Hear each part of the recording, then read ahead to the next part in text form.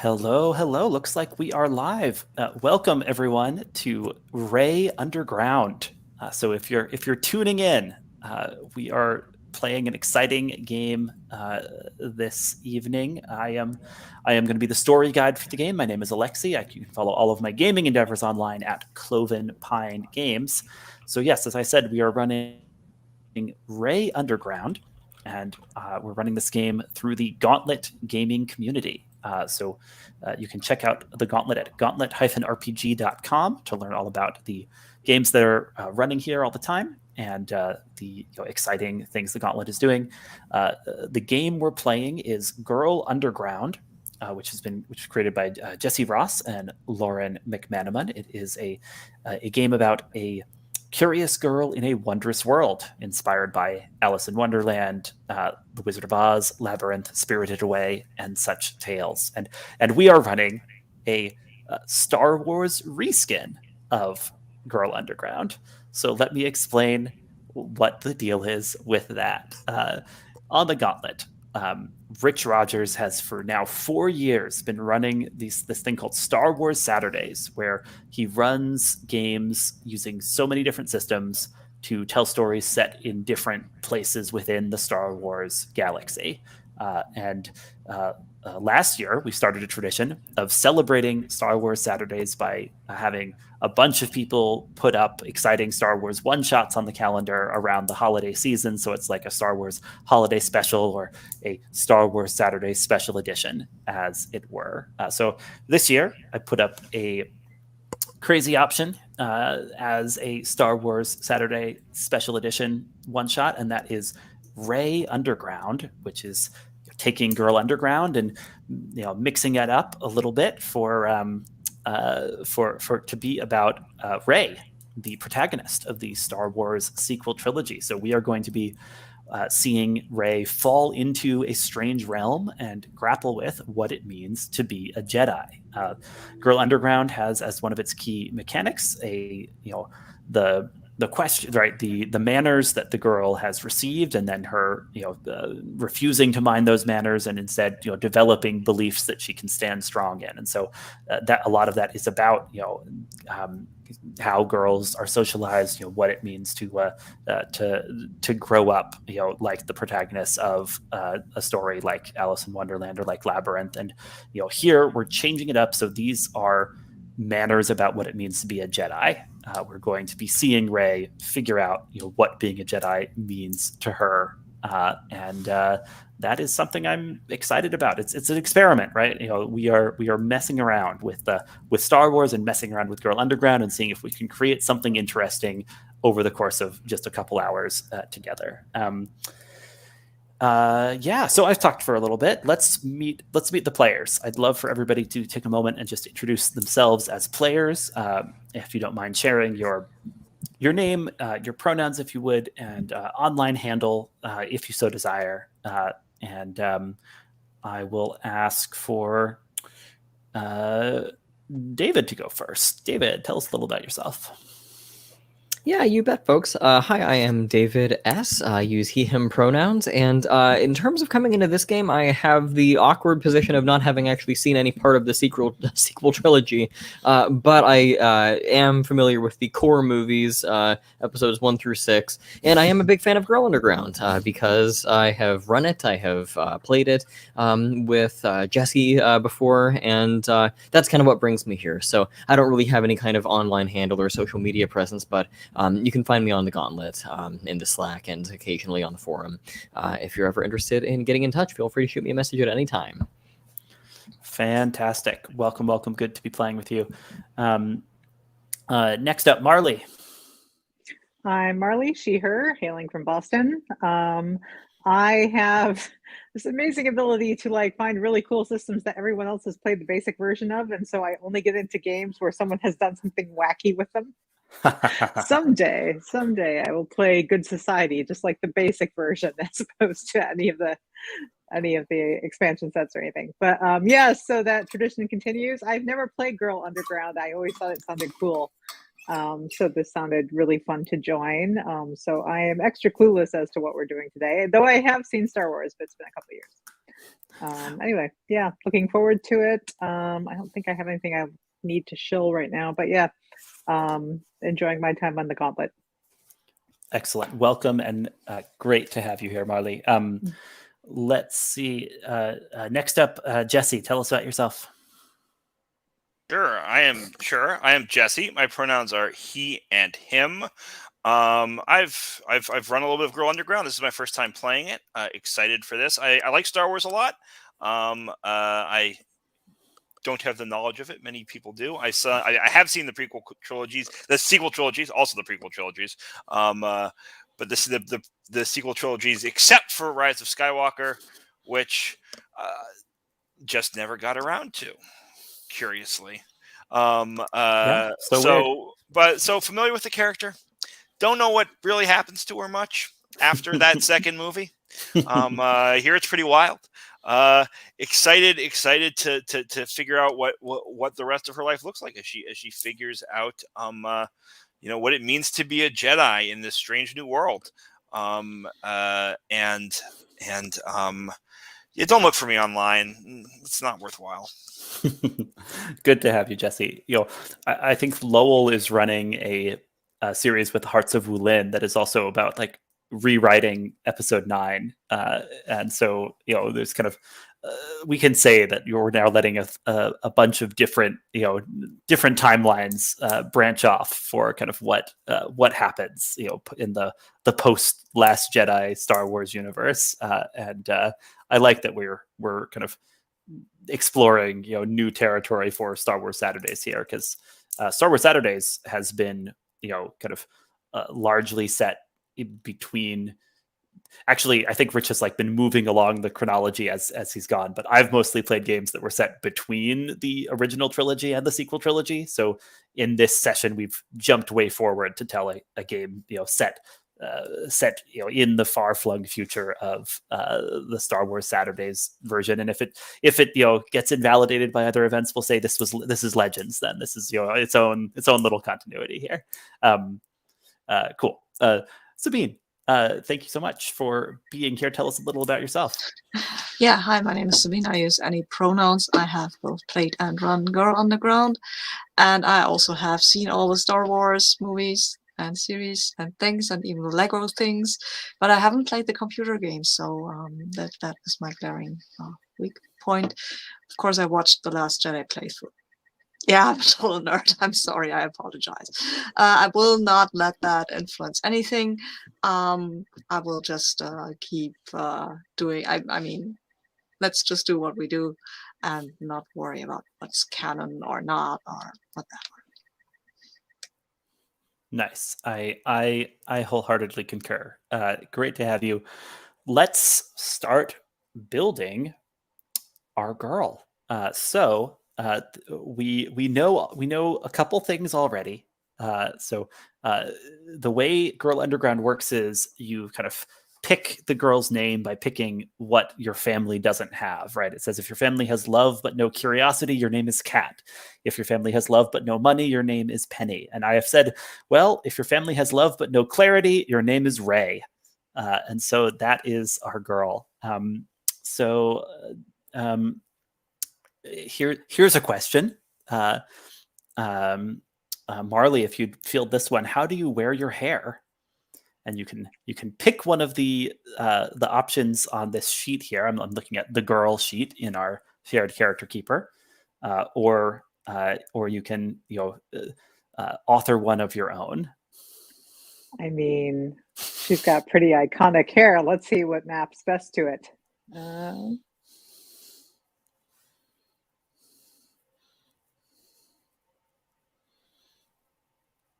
Tangled and knotted like fraying rope. Nice. Yep.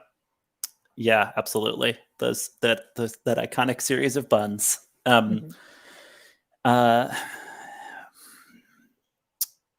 Jesse, how do you sound when you speak? Yeah, I think the choice here that probably maps closest to Ray is quick like a bolt of lightning. Ooh. Yep. Absolutely.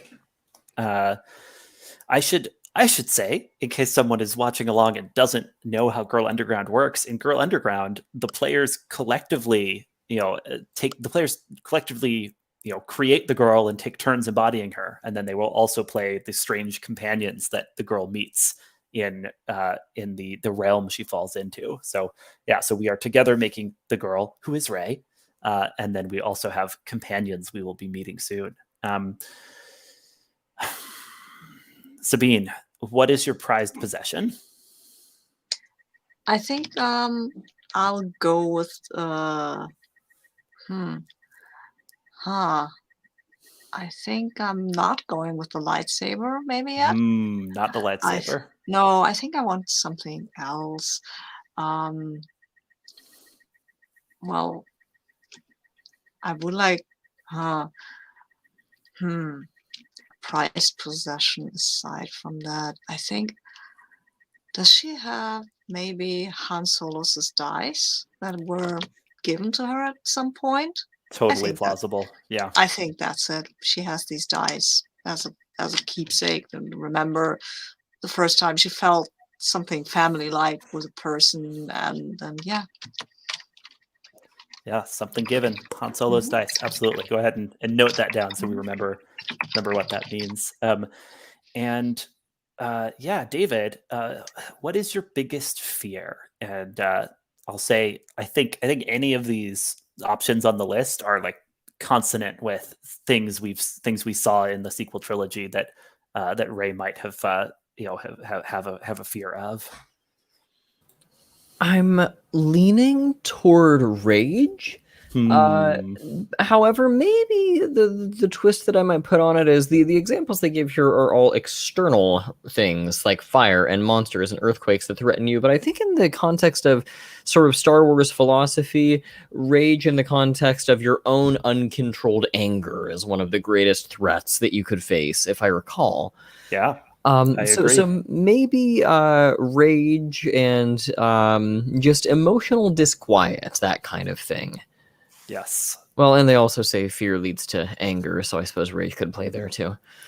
Yep. And when we get to manners, we'll see it. There's many options that can tap into that and tap into kind of how the Jedi feel about emotions generally. I think that's a great choice, and I think, to be honest, the examples are more to give the GM some thoughts about kind of ways of externalizing that fear, and the fear can indeed represent a fear of your own emotional, the possibility of your own emotional disturbance. Absolutely. Awesome. Oh boy, Marley, what do you want to be when you grow up?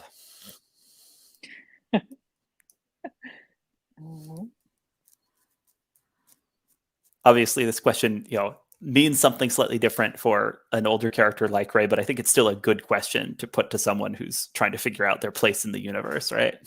Mm-hmm.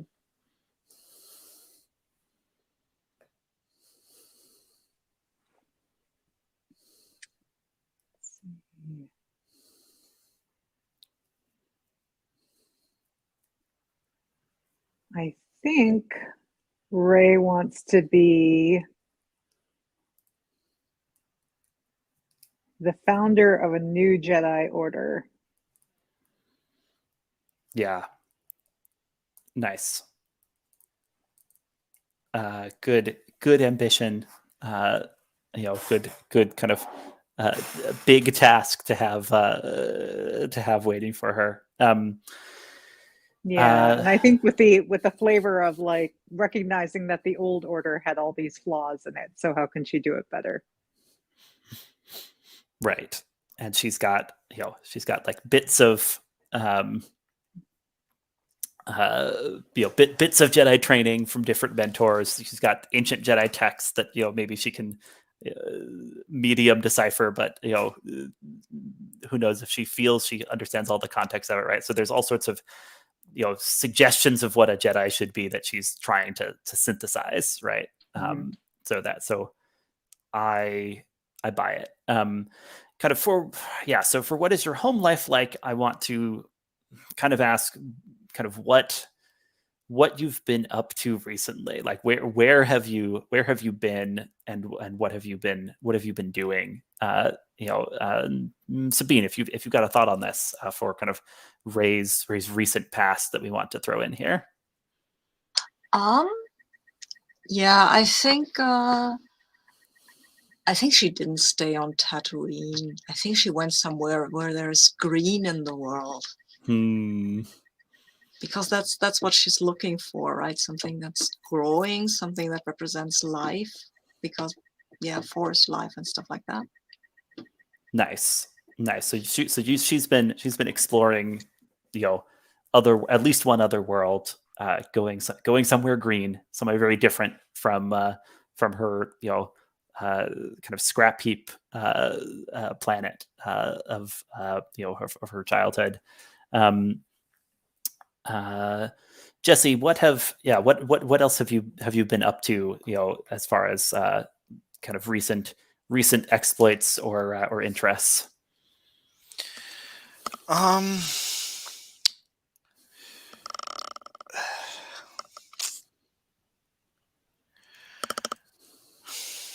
I think she's been learning a skill, a craft of some kind. I think one of the things about Rey in the movies I saw is that, like, she just picks up stuff really easily. She gets behind a spaceship and she can just do it. She picks up a lightsaber and she can just, like, be a star. And I think she's looking for something. She's been looking for something that's going to be hard for her, right? So she can, like, get good at it. And I'm wondering if it's I'm open to ideas. I'm like, my first thought is like it was like weaving or sewing or something like that. I don't remember. I have this like vague thing in the back of my brain of her like mending something and pricking her finger, and that could be a memory in some movie. I may be completely making that up in my head. There are people here who will know better than me. But like, I don't know. I like the idea of or maybe she's trying to learn how to make a lightsaber, and like that's different from using one, right? Like, you know what? Let's say that maybe she's trying to figure out how to craft how to build a lightsaber. Yeah, that's absolutely an important step towards this, founding a new Jedi Order, kind of understanding how the weapon of the Jedi actually comes together and being able to build, right? Absolutely. Right, but it's not something that she's ever like known how to do before or be good at. So like it's I think it's been a struggle, both like the kyber crystal thing and whatever, but also just like the basic, like, how do you put the pieces together stuff. Yeah, I mean, it might be an obvious direction, but this does make me wonder a little about whether, whether finding a kyber crystal will become part of the quest that we're gonna. Yeah. I see people in the chat are having a similar thought. Cool. David, recent exploits or interests, for like kind of what's been going on for Rey, immediately prior to the exploration of the underground that's we're about to see. Well, I hate to steal from Sabine, but I quite like the idea of this all kind of taking off as a result of looking for her own kyber crystal, or trying to do perhaps some sort of pilgrimage or some kind of solitary soul searchy sort of journey, so that she's refining herself internally. There's kind of this cultivation angle that you could play on. Yeah. So perhaps maybe the middle ground there is, and I deeply hope this didn't happen in the movie already, finding some sort of old temple on some remote planet and doing some sort of pilgrimage there. That totally works, yeah, and that's not, we didn't see anything quite like that on screen. So Rey finding a old temple, right? Old Jedi site on this green and growing planet, seeking as part of the process of her trying to learn how to craft a lightsaber, trying to figure out what founding the new Jedi Order will look like. Awesome. Let's get some manners. Let's get some manners up there. So, in Girl Underground, manners are about what young ladies must do or must not do. Right? It's about these expectations that have been put on the girl. From young ladies must never be ridiculous or silly. Young ladies must never be ugly. Young ladies must never befriend monsters. Young ladies must never brag or show off. Expectations like this, and many of them I have brought over just as Jedi must never be ridiculous or silly. Jedi must never befriend monsters, because I think they can work as like things Rey might have kind of had put on her as expectations about what a Jedi should be. Because the Jedi are all gone, but everybody has all these expectations of Jedi nonetheless. Some of these I've tweaked from the examples in Girl Underground. Some of these I was able to port over with just that word switch. And I'm open to you, the players, putting in your own kind of manners. The key thing is these manners are things that are at best incomplete, right? Like the arc of the game is growing beyond them, kind of refusing to mind your manners and instead developing a belief and being able to stand strong in your convictions. And the belief could be like a nuancing of the manner, could be the inverse of the manner, could be could be some new conviction, based on the situation where you refuse to mind your manners. But for now, we start with some manners that are kind of weighing the character down. And I've lost whatever order I was going in. I'm sorry. So I'm going to go back to the character keeper and go across it. Did I ask David something last? Yes. Then Marley. Marley, do you have a manner you'd like to pick out and and highlight for us?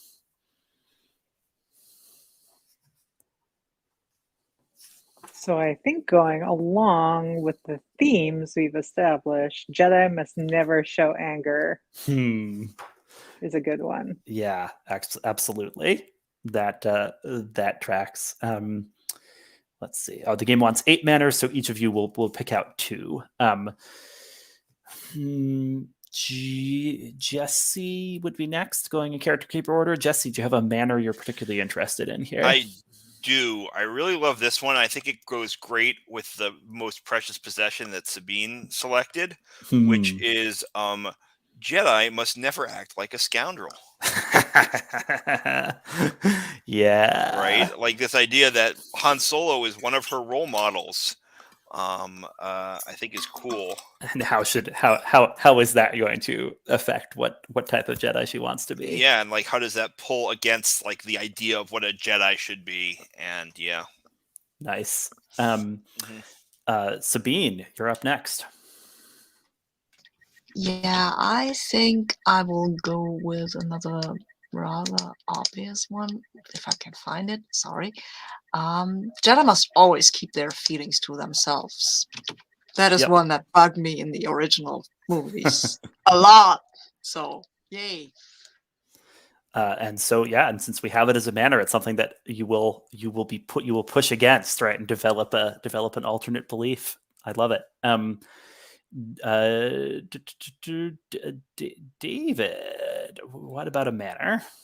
I'm thinking going with the emotional stuff. We're going to go with down towards the bottom. Jedi must never acknowledge their fear. I like it. And Marley, back to you to pick a second one.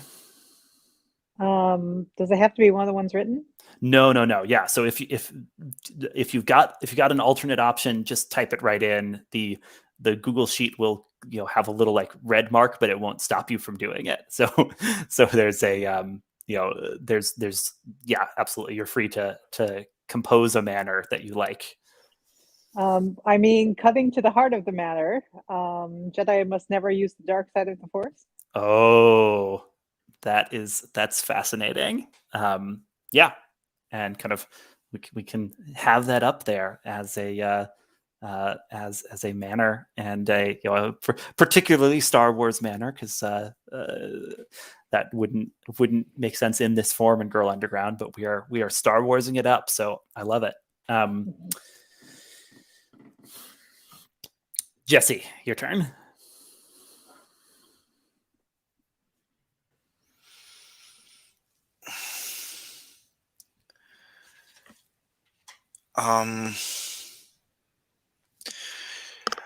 So here's what I'm playing around with. This is not quite a manner, so I would love a little help workshopping it. Yeah. Right. But it's something along the lines of Jedi are born and not made. Right. Ooh, yeah. Which is like a big theme of lots of bullshit in the series that I hate.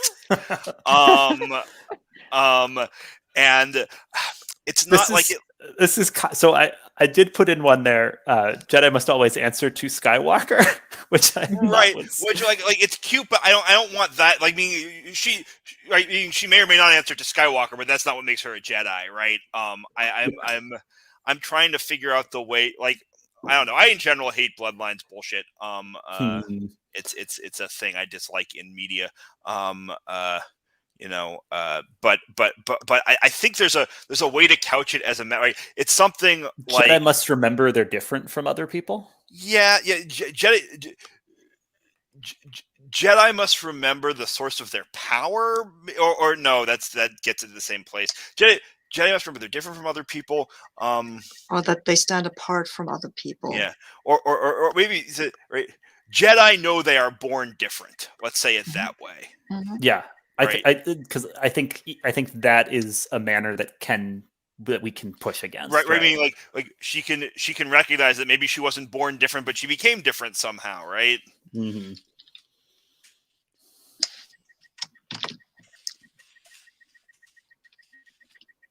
You know what? I'll go for another obvious one. Jedi must never form attachments. That's a good one. Yeah. Nice. Drew, and I think we go back to David for one last manner, and we will get the chance to push against a number of these. Probably not all of them, right? But by the time you've turned 3 or 4 into convictions, you've kind of powered up for the final confrontation. Is kind of how the game's mechanical arc works. So, but give us one more, so we've got plenty to work with here, David. One more manner. In keeping with what Jesse said earlier about the fact that Rey tends to be kind of automatically good at most things that she tries, I'm thinking Jedi must never fail. Oh, I love that. Ooh. That is a really cool, kind of like toxic expectation to be carrying. Fantastic. And in fact, I don't want to put too much of a thumb on the scale, but we are going to actually already be defying one of these manners to find the door. So kind of what's about to happen is we will decide a little bit about what Rey finding the door looks like, and we will defy one of these manners and write a belief. So you have one belief to start with, based on how you find the door. And Jedi must never fail is a pretty interesting one for the finding of the door. But I'm open to other options here, like whatever we think is interesting for how Rey finds a strange door that leads her to this underground realm. Any other ideas? Sabine, you have an idea? Yeah, I like Jedi must never act like scoundrels. Oh, so she's acting like a scoundrel when she finds the door? Yeah, I mean, she is a scavenger, and she probably isn't used to following laws to the letter, and she hung out with Han Solo and Finn and Princess Leia, for crying out loud. So yeah, circumventing some law types who don't want her to go there because it might be dangerous, and she's just a young woman and she shouldn't go there because it's dangerous, and she's not allowed, and she can apply for a license to get to go there, and then she'll have to wait half a year at least. I like the idea that she can't get no respect, right? Despite having saved the galaxy, the New Republic has like locked down this, this pilgrimage site because it's too dangerous. It could be dark side stuff going on there. And she's like, all right, what would Han Solo do? Run the blockade. Does that sound about right as far as what you're picturing here? So Rey is acting like a scoundrel when she kind of breaks her way in to this ancient place, and I guess I want, I think I want just a detail from each of you about this. Jesse, what's one way Rey is channeling this Han Solo spirit as she's starts exploring this ancient site. Yeah, I mean, she's not supposed to be here. There's almost certainly like New Republic guards out front, and I don't want to like push this too hard because I don't think it's quite on tone for what we're doing. But like, she gets the drop on them, and in a completely unfair way, knocks them out. And ties them up, and they're gonna get fired, right? I mean, this is not gonna have a positive result for them, right? And that's what a scoundrel does, right? You gotta do what you gotta do to get the thing done that you need to get done, and Nice, yeah. Marley, what's another way that Rey is kind of working around or working outside of the type of kind of honorable knight archetype of the Jedi as she stumbles on this door. I think she sabotages some equipment in a way that's going to be a problem for them. Nice. No one's going to die, but like, yeah, it was not cool. Yeah, absolutely. Maybe sabotages their like communications equipment so that they can't easily like call for backup, right? Right, sure. Yeah, absolutely. Like when they when like one of them like comes to, gets to like try and like call the New Republic, and it's like, it's been totally scrambled. Mm-hmm. Yeah. And so like, having made her way into the heart of this place, I think we see this big like stone circle of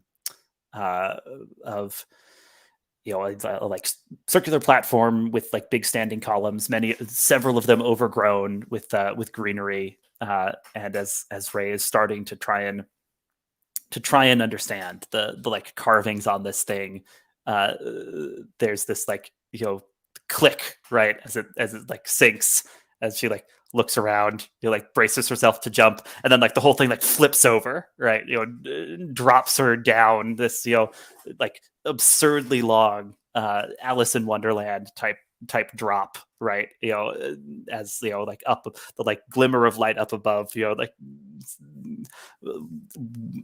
starts to like be like farther and farther away.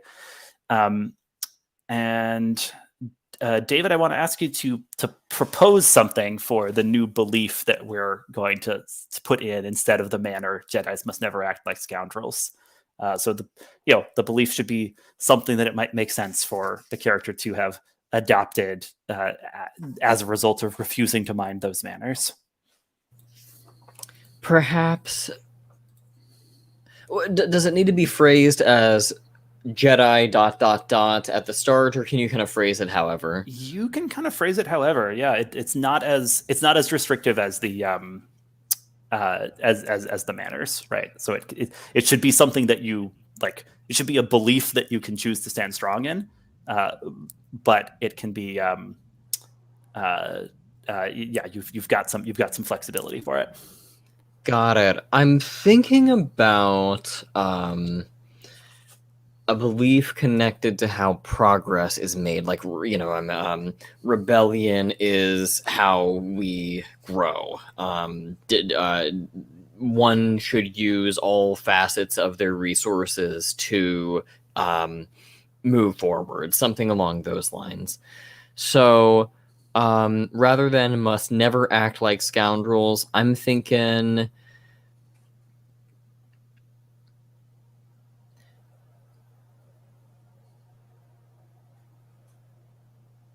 there is a time and place to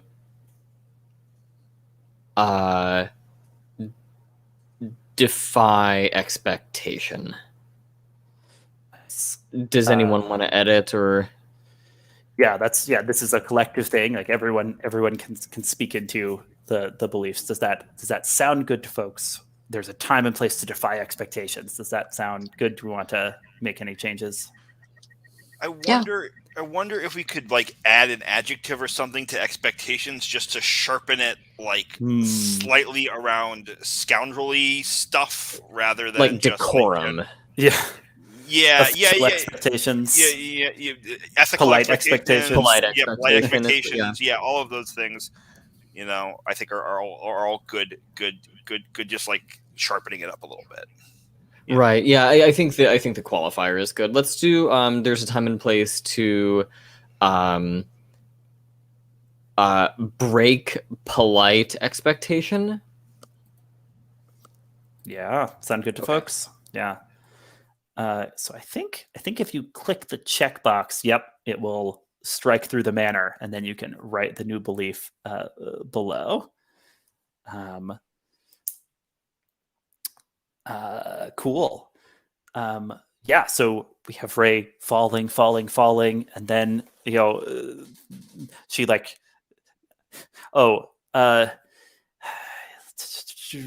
David, you are the beastie, and you're playing. Yeah, okay. I think you're going to be the first companion she meets, and how it's going to happen is she's falling. She reaches out to use the force to slow her fall. Nothing happens, and she just like hits the ground. Right, it's soft. Right, it's this like weirdly soft ground, like she's fallen on like a giant fungus or something. But for some reason, the force wasn't doing anything, and and we will see in a moment that is because of David's character. So, David, do you want to tell us about your companion? Yeah. Do you just want a name and a very brief backstory and kind of physical description? Yeah. The did you get the chance to do the pick lists for the beastie? Oh my gosh, no. Sorry. That's okay. I really just need to come up with a couple of moves, but everything else is reasonable. Let me see.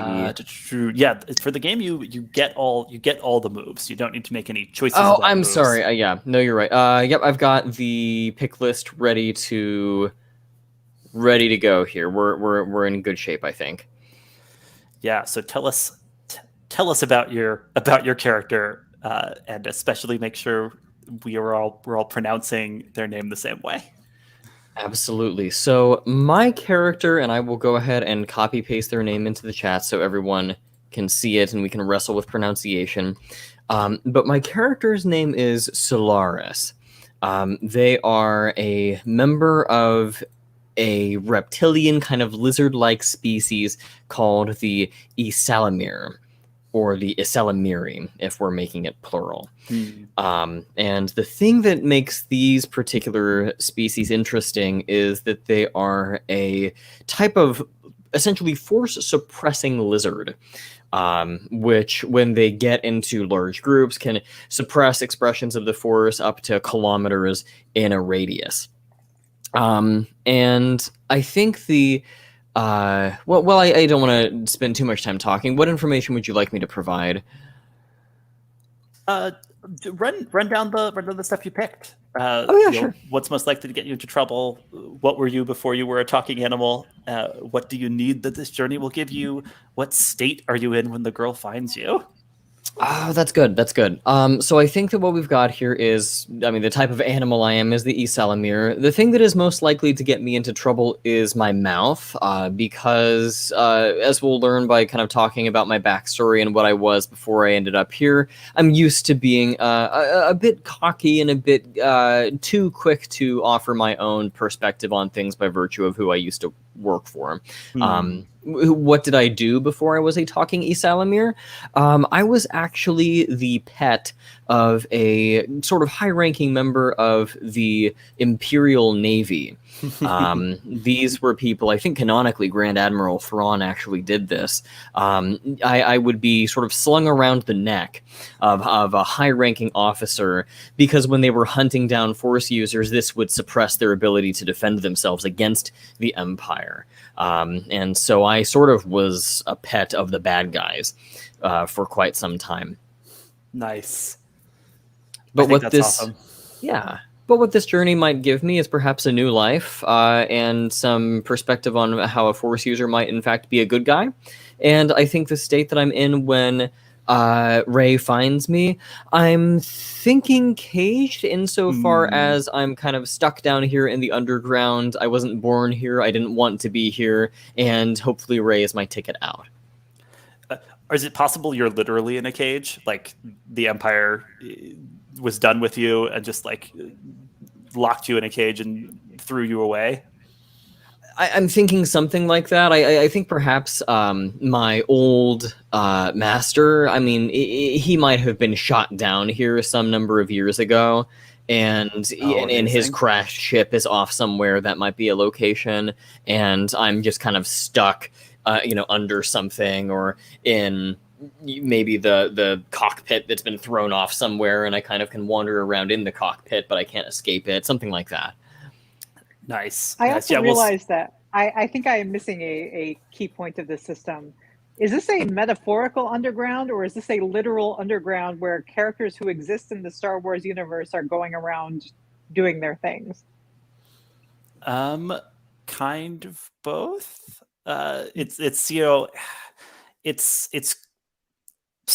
metaphorical, in the way it's kind of a dreamlike journey, right? But like the runaway is a playbook that is someone from the normal world who's ended up here, right? So like definitely, so like whatever this realm is, it's a place people can get to. But I'm going to say it's a bit of an in between place. Okay.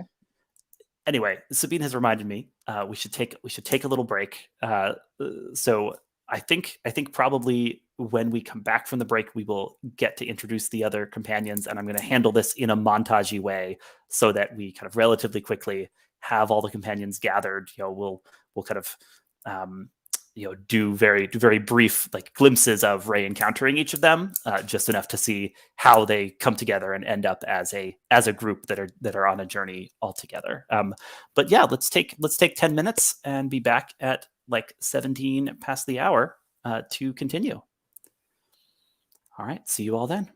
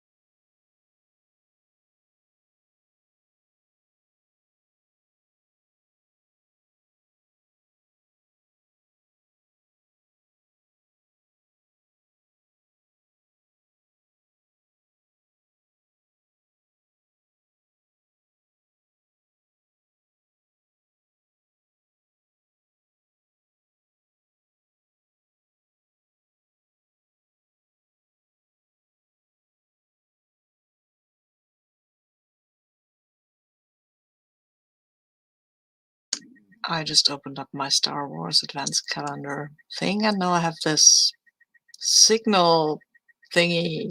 I have 2 of these actually, or 2, and they can send signals to each other. And now I want to play Starcrossed with these. No, I don't. Oops. I just had to show them to someone.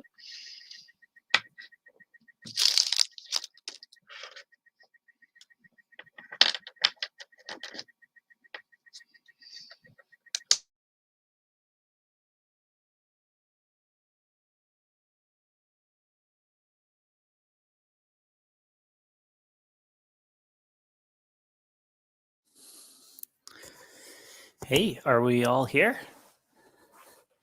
Nice.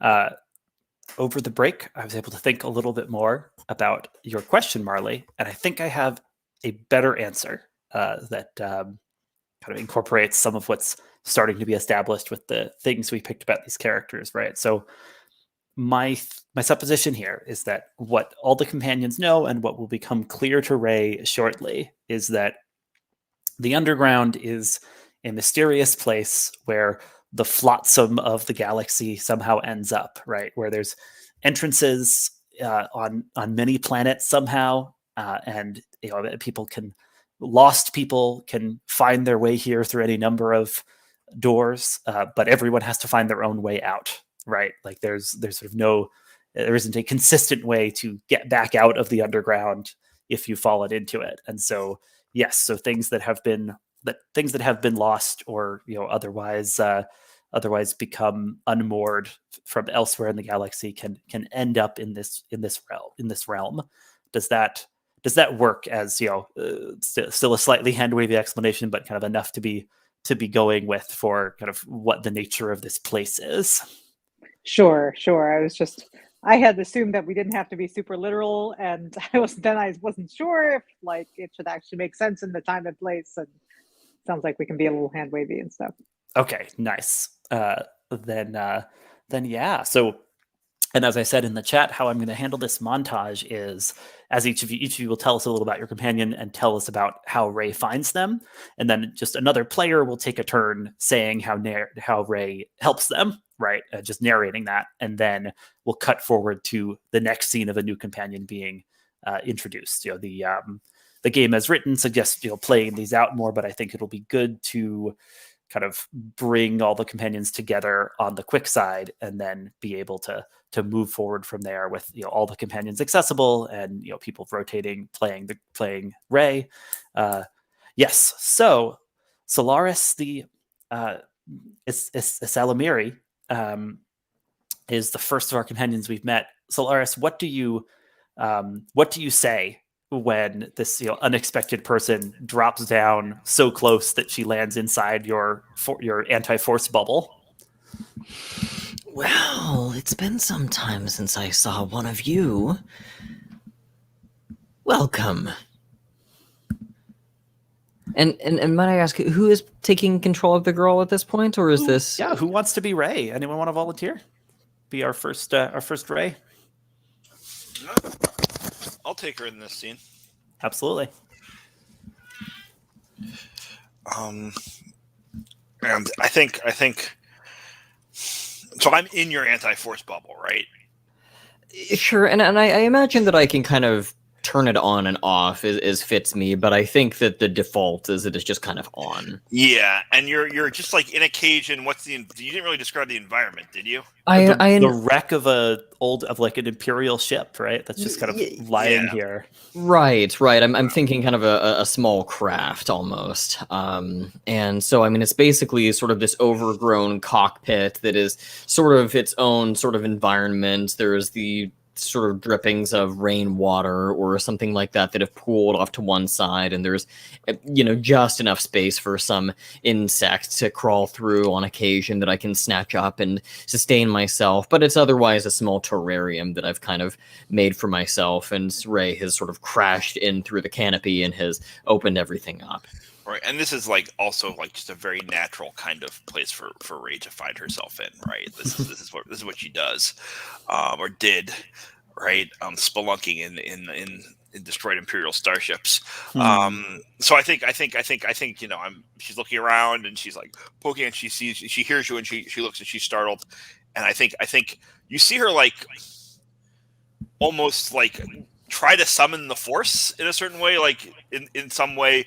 Maybe it's even just like trying to get that sense of its flow as she like gets into a defensive crouch, right? As she's startled by your voice. And then as she feels nothing, she looks surprised. And she says, who are you? I think she has no sense that the creature in the terrarium is what's speaking to her right away, right? It doesn't normally happen that way, right? And I will reply, why, I am Sularis. And you're a Force user. I've grown very acquainted to your kind over the last several years. But I've never seen one in your condition, I say, kind of looking you up and down. Says, I'm Ray.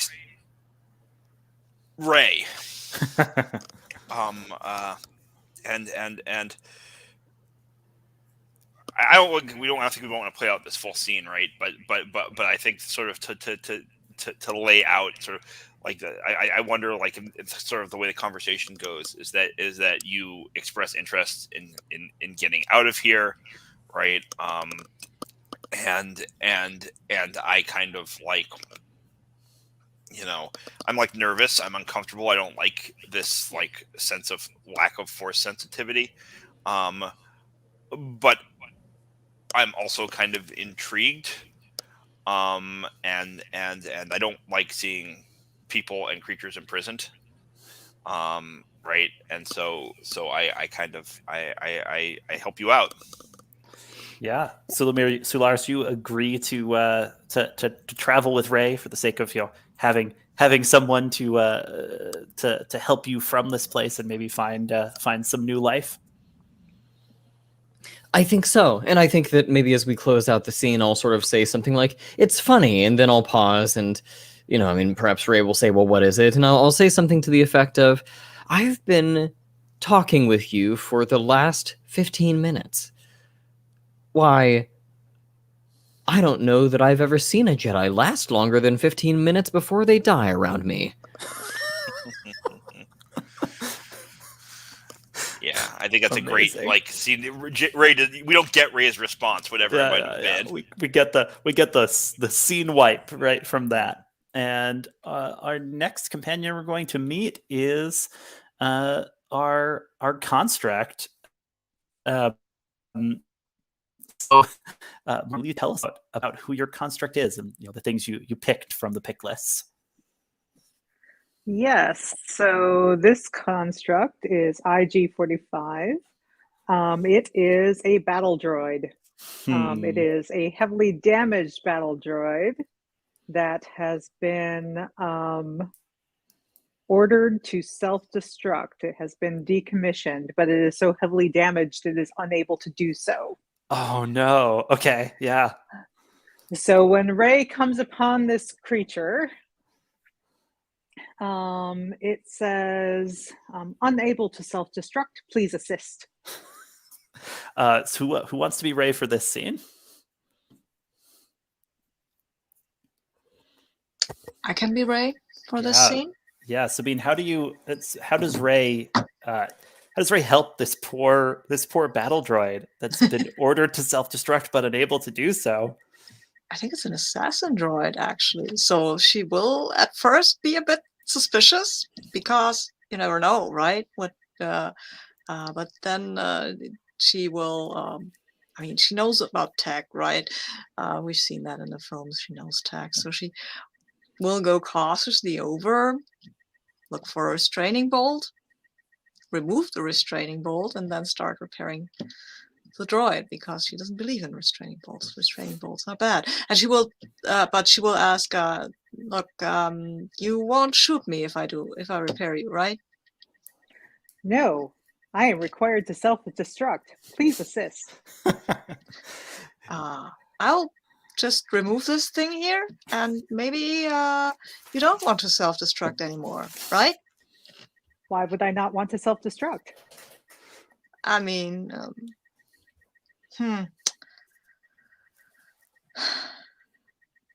because then you'd be gone. Being gone is part of my function. Well, that is the purpose of self-destruction. Well, but is that your purpose? Do you really want to do that? I mean, I guess I can't. I will help you if that's what you really want to do, but I think maybe you should lay off that, because you can always self-destruct later, right? But you can't unself-destruct once you've done that. Logically. I should not self-destruct? Nope, I don't think so.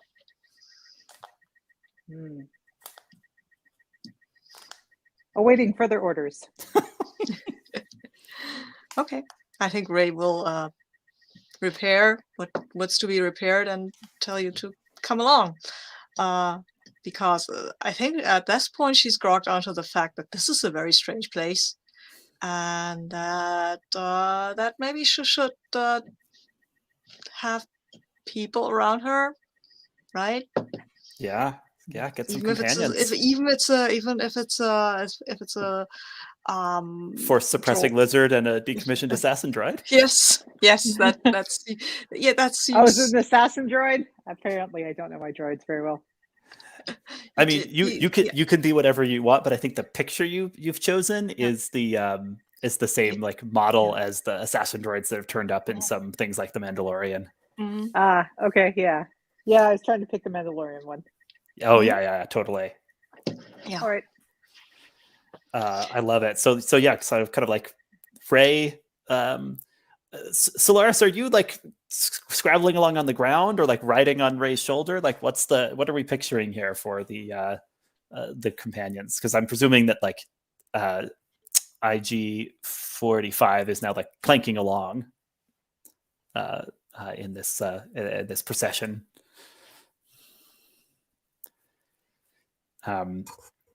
Yeah, Solaris, what do you think? Are you crawling or riding on one or the other of your new companions? I think I would ride along with Ray. Okay, nice. And then the next of our companions we're going to meet is Jesse's companion, the Fawn, who wants to be playing Ray for this scene. Sure, I haven't had a chance yet. All right, yeah. So Marley's going to be Ray. Jesse, tell us about your companion, and then bring us to what state you are in when the girl finds you. Yeah. So, I am playing the Fawn as a Kowakian monkey lizard. Which, for those who are familiar with The Empire Strikes, the Return of the Jedi, Salacious B. Crumb, the sort of like jester Muppet figure, at Jabba's court, is that species, and this character is named Marmaduke Flake. What I'm calling them. They find it hard to resist a chance to show off. They're definitely a performer. I do wish I could transform into a majestic beast. I think I don't know. I mean, I think I have a little bit of a complex. Like, I live in a world full of all kinds of magnificent creatures and beings and species, right? But also very clear aesthetic judgments. Though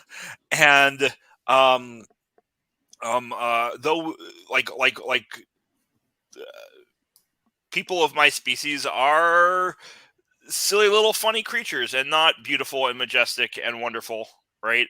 We do the silly dances and we say the silly things. And maybe in our own societies there are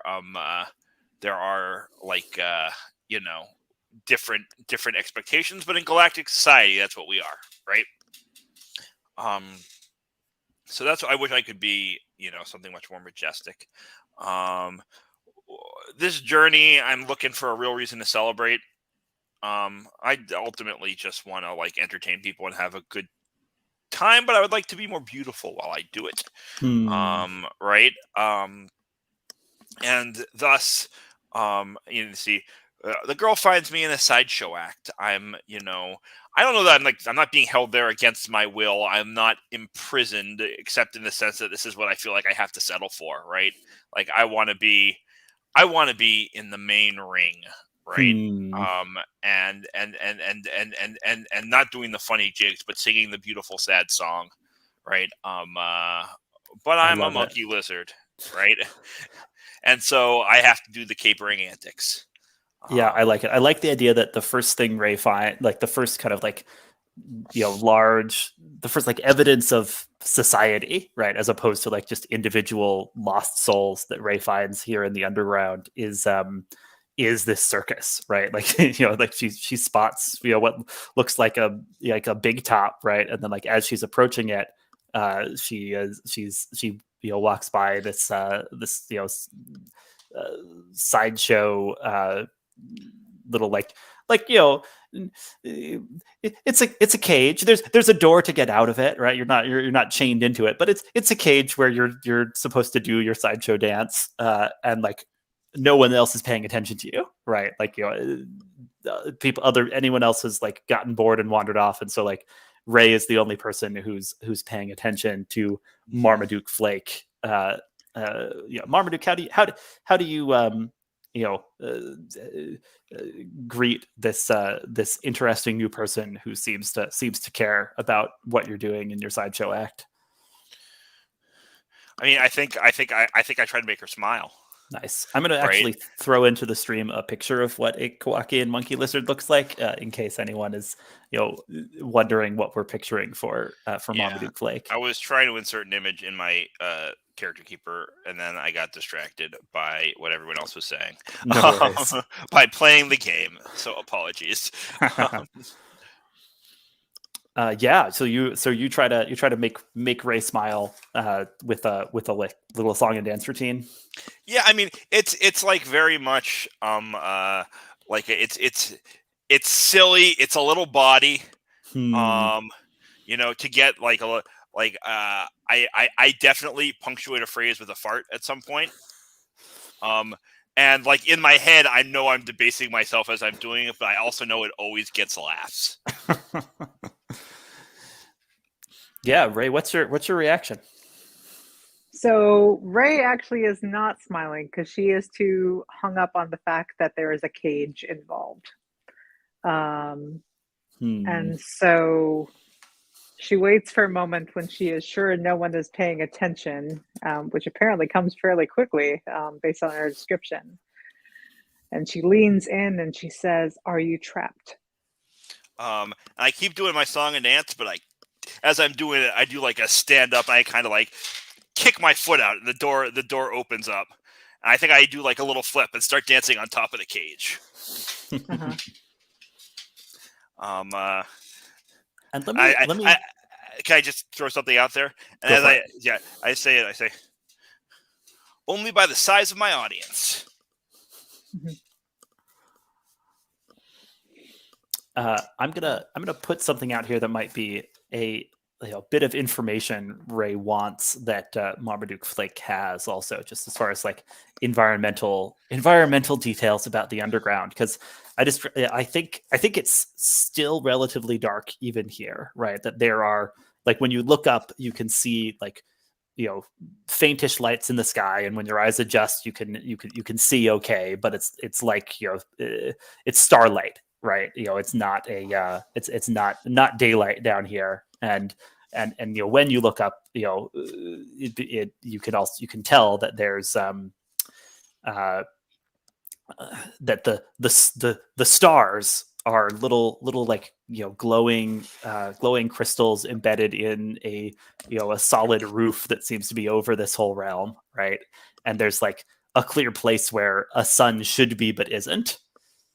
And Marmaduke, since you've been in the underground, you know that what everybody says is that the sun used to be there, but it was taken by the Grand Moff of the Scrapheap that wanted it for himself. Yeah, I think I just Marley, like, I think like, offer to get me out of here and I'm yours, right? Mhm. Like I mean, just to sort of like proffer that as like, it's not going to be hard to convince me to leave this place. Yeah, I think that's what fundamentally Ray does, because she in fact recognizes that you can your cage door can be opened, but you can still be trapped. Right. So yeah, she knows someone held against their will when she sees one. So Absolutely. indeed, that is what she offers. Yeah, and I think we're the other two. It's just like in this image, in this scene, like where are Solaris and Aura standing? Solaris and IG-45. IG-45. Let me change my name here so that's here too. But standing here, I think wherever it is, I hop onto IG. Actually, it doesn't matter. I think I hop onto IG-45's head. No one's gonna miss me here. I'm Ray's shoulder lizard until I say otherwise, or until Ray says otherwise. Beautiful. All right, we've got our penultimate companion in place. Let's do the screen wipe. Is anyone here not played Ray yet? David, have you gotten to be Ray? David, you should be Ray for this next one. I'm next in line. As we meet our mythic. Sabine, tell us about your character. Yeah, I think as you continue on your way, Putting the picture in there. Yeah, you will see a large shape, and as you come closer, you will see that is actually a Purgill. They usually live in the vacuum of space, so one of them being here is odd. It seems to be injured. It's lying there, breathing a bit heavily, and they have glowing colors that are getting a little fainter with every pulsating heartbeat.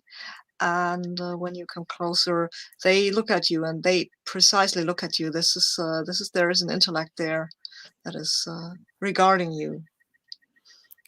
Oh man, that's wonderful. Yeah, majestic colors getting fainter as it's clearly in a bad way.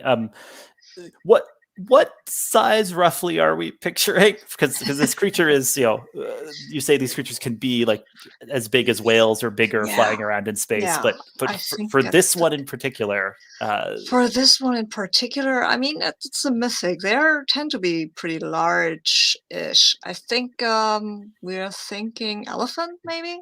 Nice. Okay, so there's this elephant-sized, injured space whale that you come across, beached as it were down here in the underground. Nice. What must you protect at all costs? The Force. Yes. What do you need that this journey will give you? One like me. So you're in search of another of your kind that might be out there. Is that right? Yeah, I think they are lost. Or I am lost. It's unclear. Maybe it's the same thing. Yeah. But I have hope that in the Force we will unite. Maybe in this world, maybe just in the Force. Beautiful. I'm going to cycle through these companions since a number of them have images, and I realized I hadn't shown them on the shared screen yet. So we have our beastie, we have our construct. We saw the fawn here. What the sort of Kowakian monkey lizards tend to look like, and last but not least, our awesome mythic Purgill, injured and beached here. So Ray, what do you do when you encounter this creature? I think whether or not Solaris's force suppressing field is fully pulled in, you can definitely like pick up like the feeling of connection to the force that comes off of this creature. Yeah, and I think there's almost like just a personal connection. I think that it's so clear that there is an intellectual being behind those eyes. I think that I will rush to its side and just sort of gently place a hand on it, and its eye is probably about the size of my face, but I'll kind of just make this almost psychic connection to it. I think when you touch Aura, you will feel the force again, no matter what Solaris is doing. Is that okay? Yeah. The Purgill are creatures, I think, of the Force, and if the Force was totally suppressed, they wouldn't be alive. Precisely so. Right. Well, yeah, I think that, Solaris, I'm kind of switching between characters here, but Solaris's eyes are going to widen, and I want to say that he's got 2 eyes on either side of his face, so it's a lot of eyes widening. but Ray is going to speak to you, almost as if kind of talking to just herself, almost kind of trying to think things through. What are you doing here? Why, you're not supposed to be anywhere but out on the rim of space. What happened to you? And she's just kind of like stroking and trying to kind of care for you and identify what's wrong and what's the issue here. How can I help? That's kind of what she's sort of thinking to herself out loud. And Aura will say in a very deep, rumbly voice, I hit an asteroid. And then I fell. And now I'm here. And so I wonder if there must be some way that I can get you up. This is no condition for someone of your species to be in. Do not worry about me, young one. The Force will provide. Is this a place of the Force? Everything is of the Force. Yeah, that's the right answer. Right. The nature of the underground is hard to pin down, but yes, obviously for Aura, everything is of the Force. I think I wanted to throw in there that any of you that have been here for any length of time can say like this place has gotten worse, right? Like things are not as they should be here. The sun's been stolen. The people are losing hope. Just to give us a direction for a quest if as the next step our characters are going to take all together. Sound good?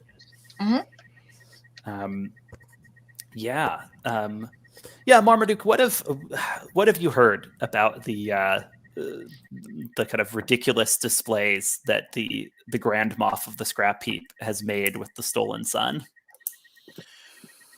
Oh, you wouldn't believe it.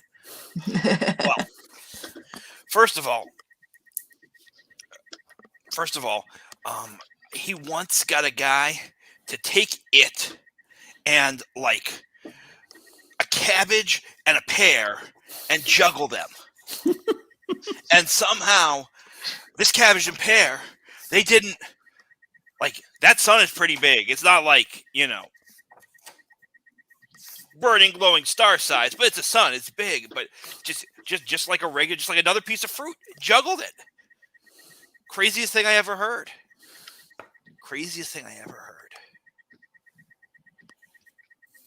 It was not the craziest thing they had ever heard. Yeah, that's awesome.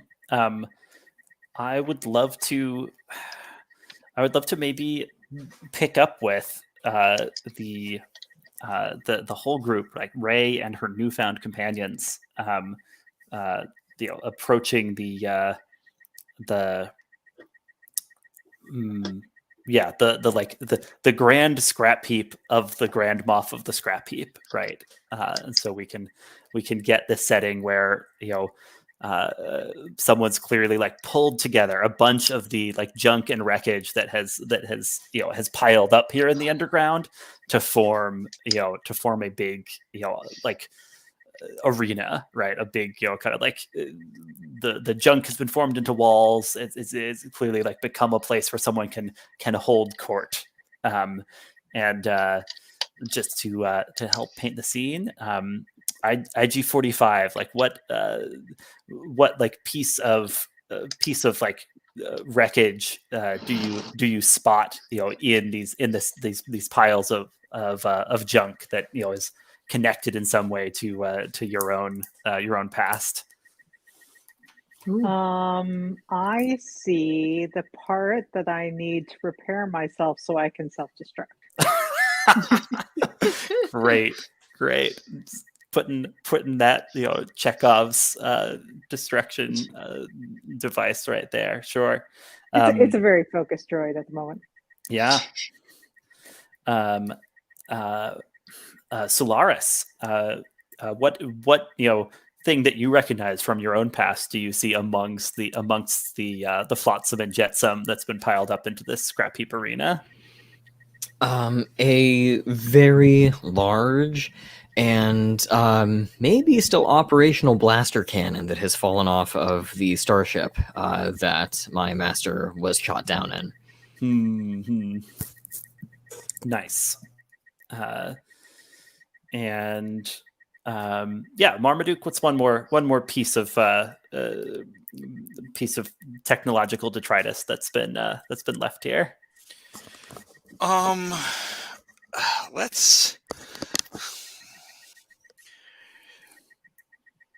I don't have good Star Wars context for this outside of some of the video games, so maybe folks with more setting knowledge can help me out.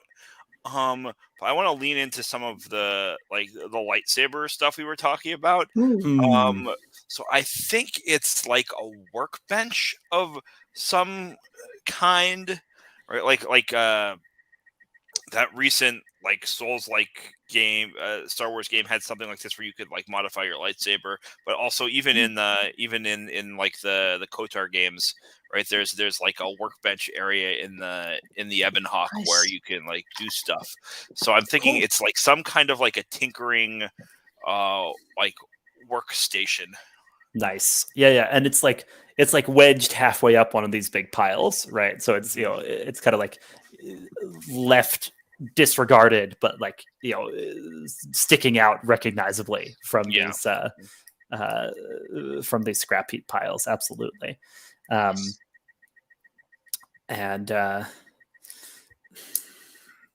there's sounds of cheering and booing, echoing out of the arena. And as now I'm quickly making sure I'm remembering different Star Wars species names. A big Gamorrean, the green skinned pig like humanoid. These kind of he looks like a big warrior bouncer type. Comes like sidling up to the group of you and says, "You want to come into the Grand Moff's arena? You've got to pay the fee. What have you got?" And he like puts a hand out in front of you. David, you can be Ray till you want to merry-go-round to Solaris. So what do you do, Ray?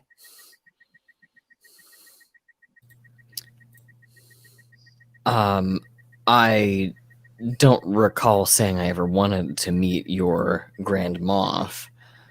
Now everybody wants to meet the Grand Moff. The Grand Moff is the most important person in the underground.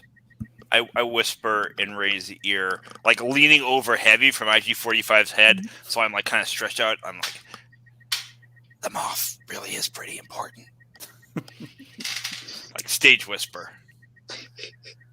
Well, what kind of payment are you exactly looking for? You seem to be set up pretty well as you are. Always room for more. What do you have that's shiny? What do you have that's fun to pull apart and put back together? Like, yeah.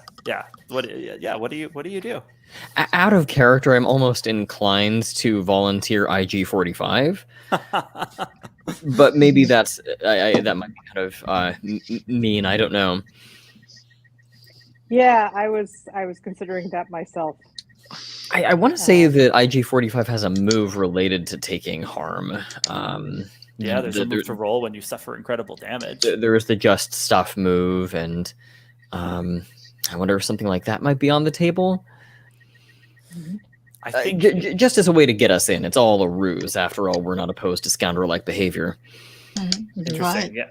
So basically, like handing over IG-45 with the intention of stealing them back. I could also offer to put on a show. Oh. I quite like that too. Yeah. What are you guys feeling as far as kind of which companion to spotlight in this moment? I think the fawn has a move to put on a show, right? Mm-hmm. Yeah.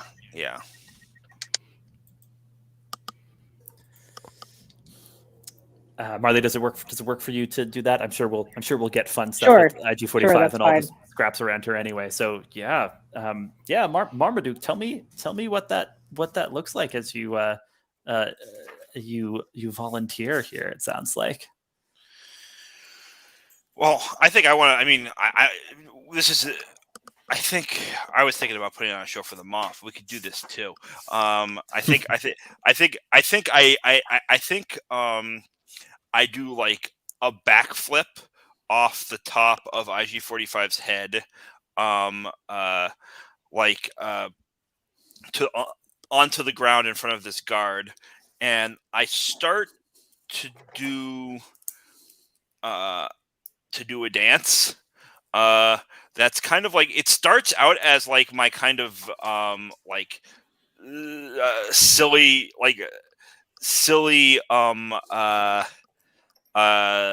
like comic clown dance that I was doing in the cage, and I get just to the part of the song, right, where I broke wind in the last one, and like I don't, and I sort of start like the silliness. It's still goofy, it's still clowny, but I start sort of like swapping into more of like a sad clown pantomime, with a little bit of acrobatics, and I think I end on Ray's head next to Solaris with like a little bit of a bow. But maybe we'll see how the roll goes, and then. Are you there? Did you freeze? I think you froze for a second. I'm here. Okay. Okay. Let's Cool. see. Maybe we'll see how the roll can goes. You hear me now? And then, yeah, you're fine now.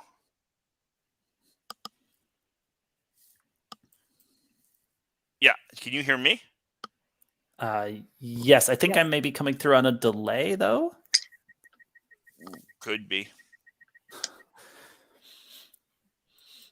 Let me try toggling off camera, seeing if that helps at all. Yeah, I mean, I'm hearing you perfectly fine. I've been hearing you perfectly fine since after that. I don't know if you're having trouble hearing. No, I'm. All seems good on my end. So okay, great, yeah, great, yeah. So let's see how the roll goes, maybe, and then go from there, right, to see how it actually turns out. Go for it.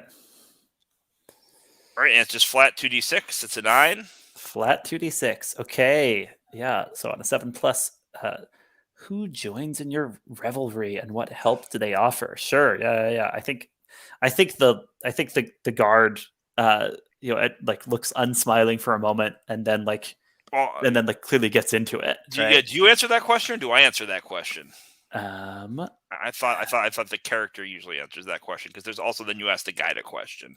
You're totally right. You get to answer that first question, and then I answer the complication question. Yeah. So I think I think the guard is just kind of like tapping their foot a little bit, and like you can see, but they're still like not quite 100% sold. But there's like two or maybe like someone who's supposed to be there who's like walking by is like really kind of captivated, and so they're kind of like, this guy could be pretty entertaining in here. And so like the help they offer is like their like assurance to the guard on our behalf. Perfect. But what do they ask in return? So I think there is a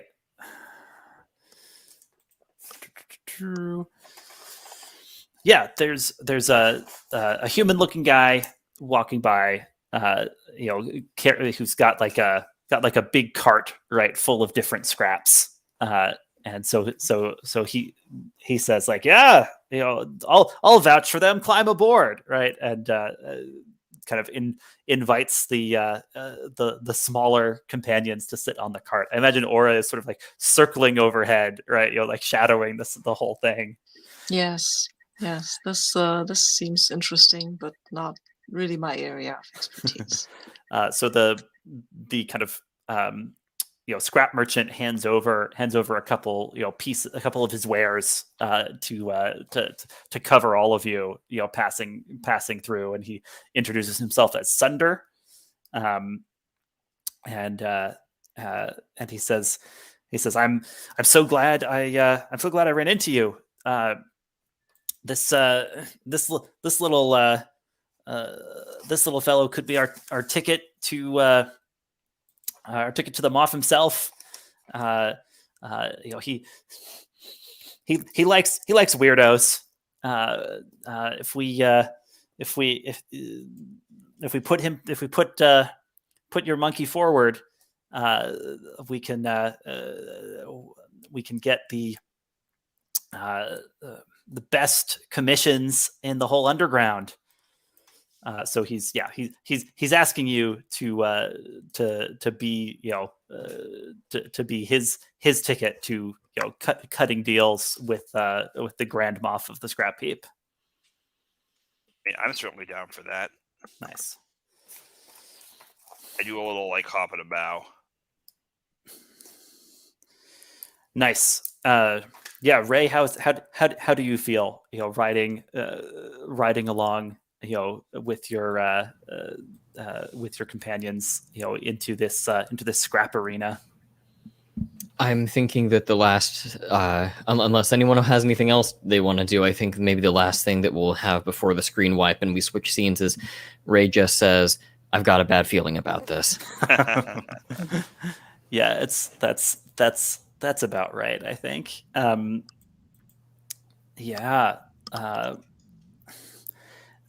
We like cut to within this arena, and we see like kind of stands that have been made out of scraps, right, and kind of like really like a motley crowd mingling, and there's like vendors hawking refreshments. There's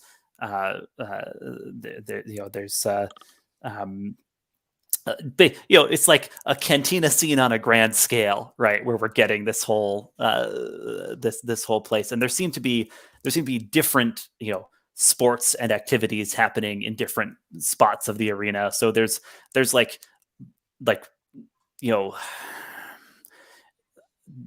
the like tiny version of pod racing where like people have created much smaller than pod racers, just like mini like they're riding just on like a single hard to control pod racer engine, and just going around in a little circle while people cheer for this, and occasionally something explodes, right?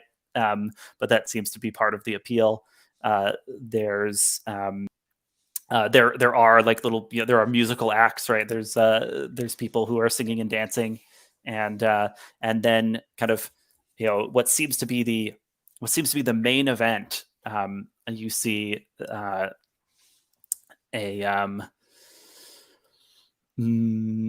you see a place where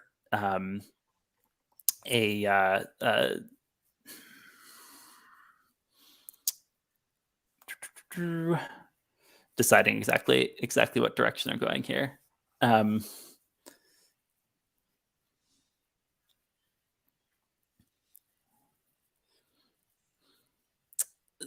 It's like there's a little gladiator ring, right? But it's clear that the fun here is not in seeing a fair fight, right? Because what you're seeing is like a little like trembling green humanoid going out there with armed only with like a wooden stick, and then just getting flung against the side of this arena, by a massive burly getting the Star Wars species. I think they're Deveronians, the kind of devil-looking guys with the big horns. And this one's clearly a gladiator brawler, and just one by one these like poor souls who've clearly been like condemned to this are being like pushed in, underarmed to be beaten down and humiliated, and in the stands people are kind of laughing and jeering, and there's a like canopied booth that's clearly the like the place of high status here, and your new friend Sunder is like, it's like, all right, that's where we're headed. I hope you're ready to show the Grand Moff a good time. What was your monkey's name again? He says to Ray, just assuming Ray's in charge. Sure. And would folks still like me to take Ray for this, or should we? Marmaduke is what he goes by. I have to ask, the person down in the pit, kind of motioning to that gladiatorial arena, did they volunteer to go up against him? Sunder's like, what? Oh, no. Those are people who've made the foolish decision to get on the Grand Moff's bad side. Someone should help them. So it's the Moff who put them there. That's where we'll end up if we're not careful. But you all know to be careful. You wouldn't be turning up here with any sort of foolish ideas, I assume. Of course not. We are well practiced in staying out of trouble. Yeah, let's meet this Moff of yours. You can feel Aura's colors dim a little as you say this. And there's a look of disappointment. And they say, this one needs help.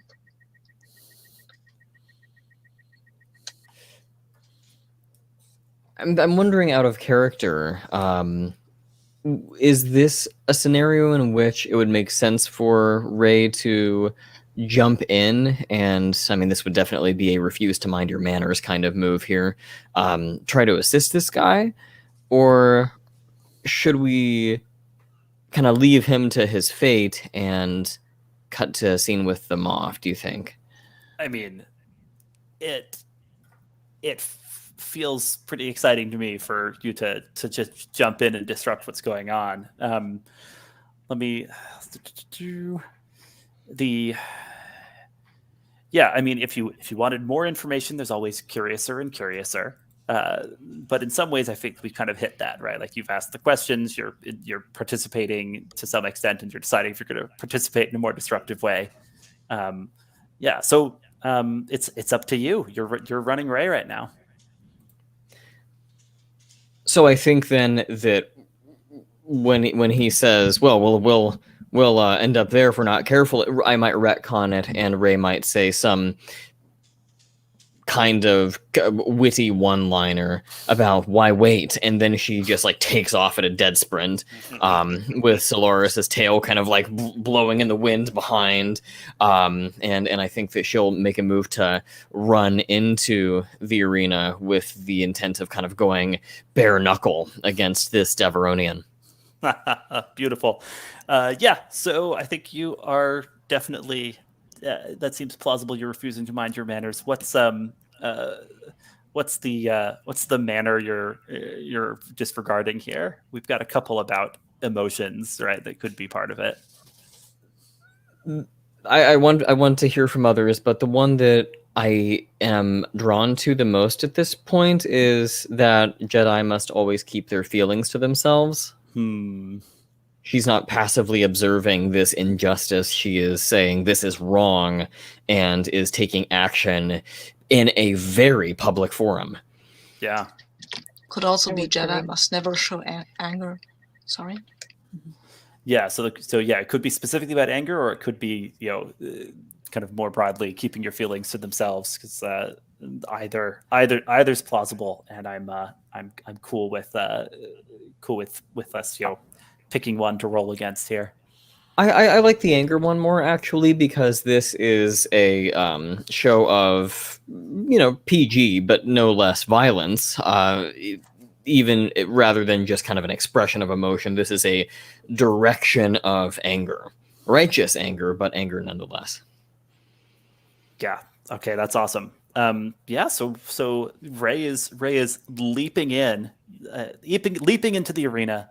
Roll 2d6 to see how this refuse to mind your manners goes. Ooh, lucky, that's a 10. Nice, natural 10. So you just get to tell me, how do you overcome the challenge?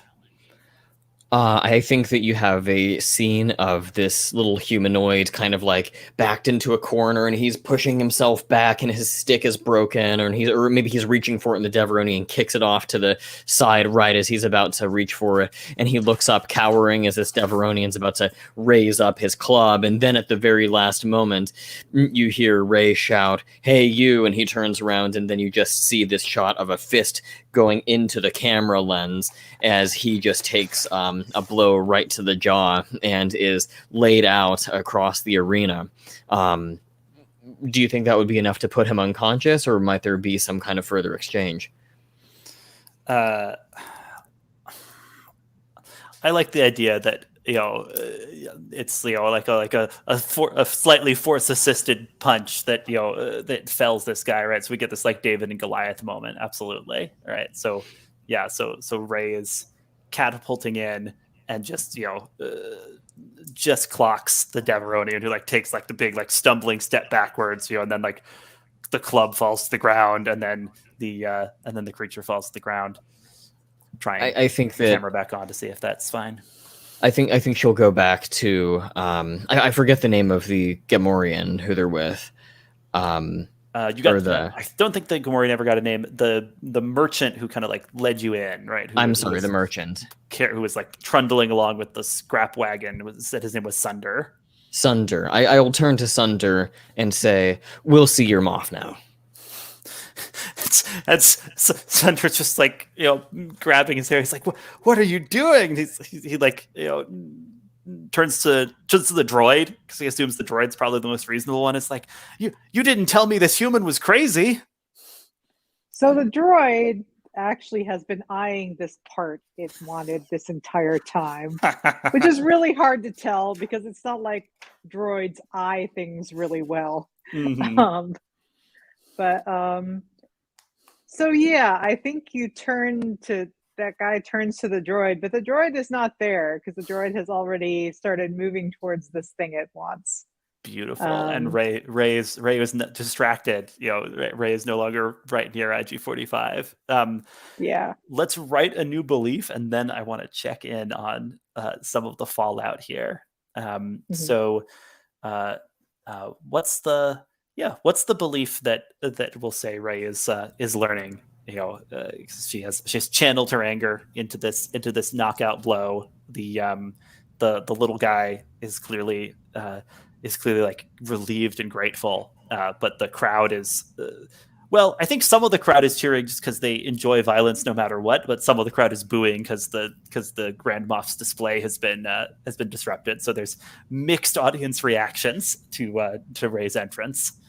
Yeah, but what do we want to put down as a belief? Anyone got something they want to put out there? This can be a collective thing. It's never wrong to stand up to a bully.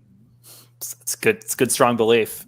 That'll play. Let's go with that. All right. It's never wrong to stand up to a bully. Put that in. Yeah, IG45, are you just, kind of working your way up the scrap pile? So we think IG45 got fixed. That's part of the deal. Ray fixed them. Ray except fixed them up, presumably the part where they can self-destruct. but not except for the part where they can self-destruct. Okay, so being an assassin droid, it is probably quite spry. It can move quite quickly when it wants to. So, yeah, it's probably doing some amazing parkour up to the thing it wants very quickly. Nice. I think you find the thing, but it's stuck, right? Like it's like you can't dislodge it from the scrap pile. But you have like this sense that this part has some like ability to communicate inside of it. I wonder if you want to try rolling a spirit in everything to communicate with this missing piece you want for self-destructive purposes. Interesting. Okay. Unless you had a different move to pitch, but that's the one that jumped out at me as a way to see what happens in this moment. I'm still learning the system as we're playing, so I'm happy to take suggestions on what the right thing to do is. Oh yeah. So yes, this is a 2d6 system. Mm-hmm. Yep. So you're and rolling do I get 2d6. any others or? Nope. The companions, I think, almost always roll just 2d6.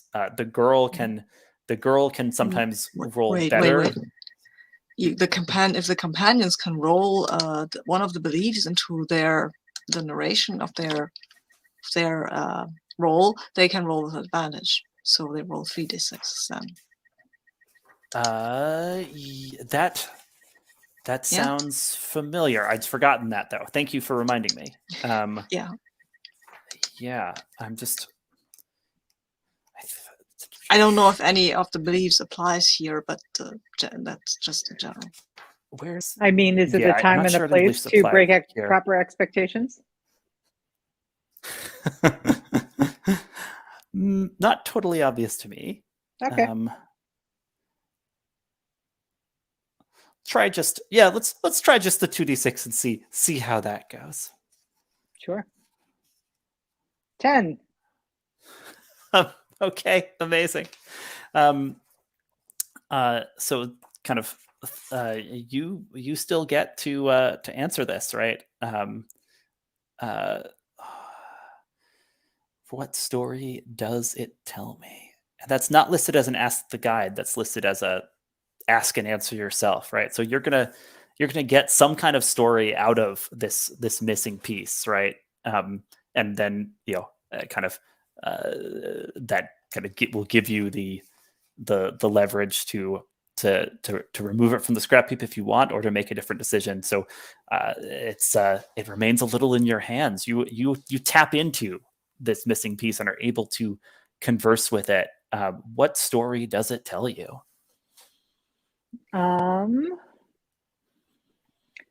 It tells me that it is not simply a self-destruct module. It is in fact my self-destruct module. Oh. And it separated itself from me because it does not want to self-destruct. Excellent. Oh man. So while I can incorporate it into my system, I then have to accept the fact that it will give me the ability to self-destruct, but also some confusion about whether that's what I want to do.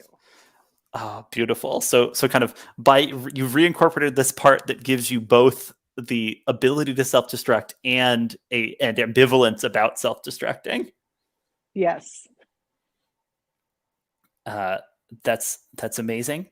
I love it, and I want to cut back to Ray. Do you want to hand Ray over to someone else now that you've gotten her into this situation, David? Do you want to have another player take a turn in her shoes? Yeah, and there's a move that I'll probably want to use once we get to them off anyway. So, do we have any volunteers who would like to take Ray?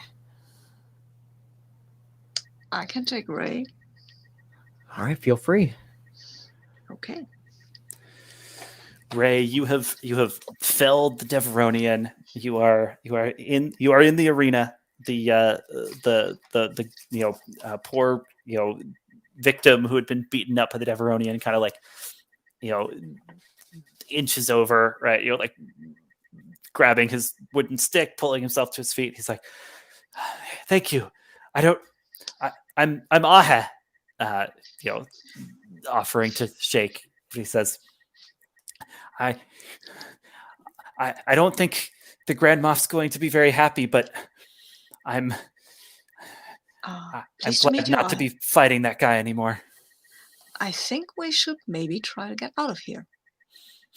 As you say that, right, more of these Gamorrean guards, like appear, kind of like it's like the place is being locked down, right? The guards are surrounding the place, and then like from that canopied booth, a voice rings out saying like, "Who dares to interrupt the will of the Grand Moff?" I think at that point Ray will turn around and look up at the Grand Moff and say, "You're just a bully. This isn't right what you're doing."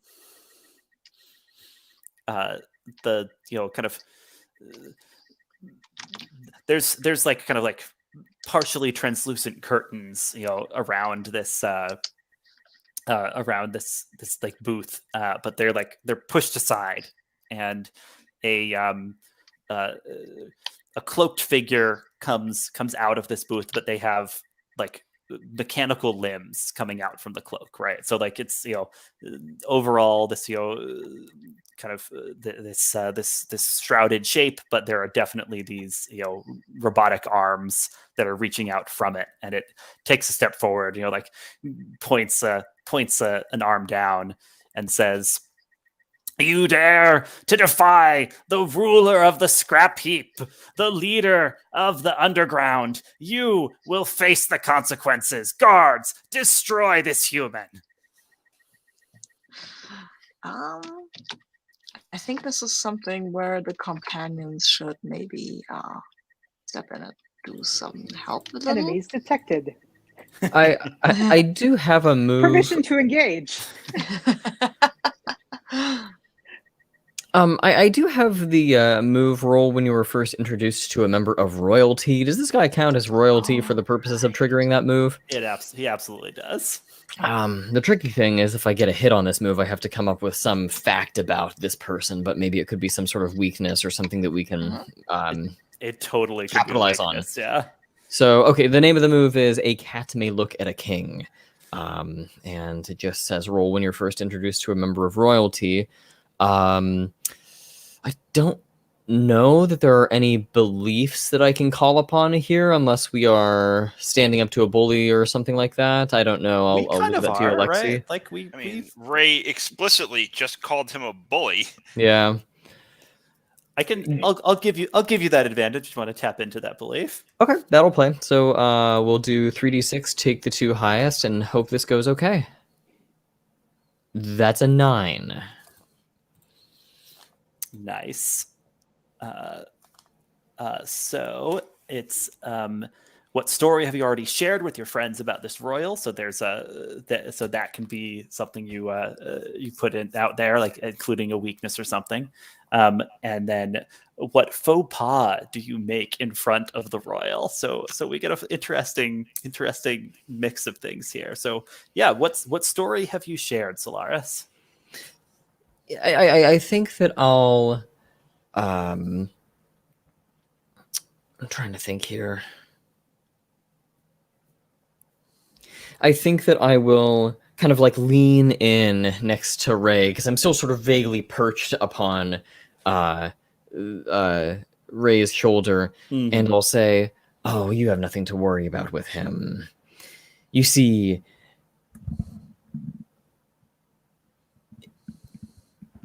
he is completely helpless without his power core, and it lies just beneath that robe."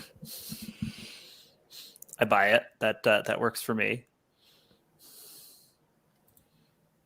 And the faux pas that I make in front of him. Yes. I'm trying to think of something that could be. I mean, how do you Worse make him than like what us you've even already less? Yeah. I think the faux pas that I make is, without asking Ray's permission, or really anybody's permission, as I whisper this, I immediately make this leap off of Ray's shoulder and splat onto the face of one of his guards in an attempt to create a distraction. Nice. And I think I like the idea that this looks like Ray has pulled a dirty trick here, and so like the crowd starts to turn more against her, right? Because about half the crowd were pretty excited when she came out of nowhere and punched out the Deveronian. But if it looks like she's relying on kind of trap lizards to do things, then more of the crowd are saying like, boo, take her away, get rid of her. I'm also doing this so that Ray is no longer in my suppression aura. A clever play there. I'm gonna check in real quick with each of the other companions just to see what they're gearing up for, and then we'll probably take our second break. But I just want to have a sense of what's going on. So Marmaduke, what are you up to as some of this craziness has started going down in the arena? Yeah, I mean, Sunder is very upset, I will say. yeah, I mean, I think I definitely am like jumping off to the side of the arena. Like I'm trying to sort of stay out of the way, but like, I think if there's a moment where I feel like there's a lull where a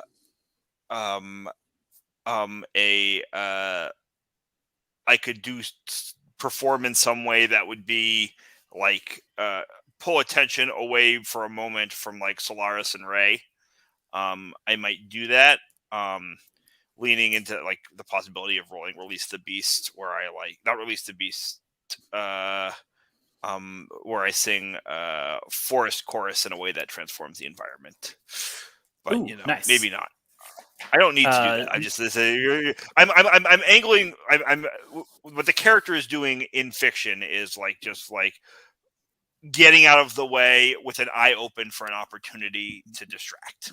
Cool. And there's a lot of people around, so there's different crowds you could work if you wanted to. So I think that we can make that happen. IG-45. It sounded like you were seeking permission to engage Ray's enemies. Yes, because IG-45 is now having feelings, and feelings suck, it is learning. So it would like to just shoot some things, because that's what it knows how to do, and that is much simpler. And you will get the permission you requested, of course, because at them, I guess. All right. So Ray, you're giving the go ahead to IG-45.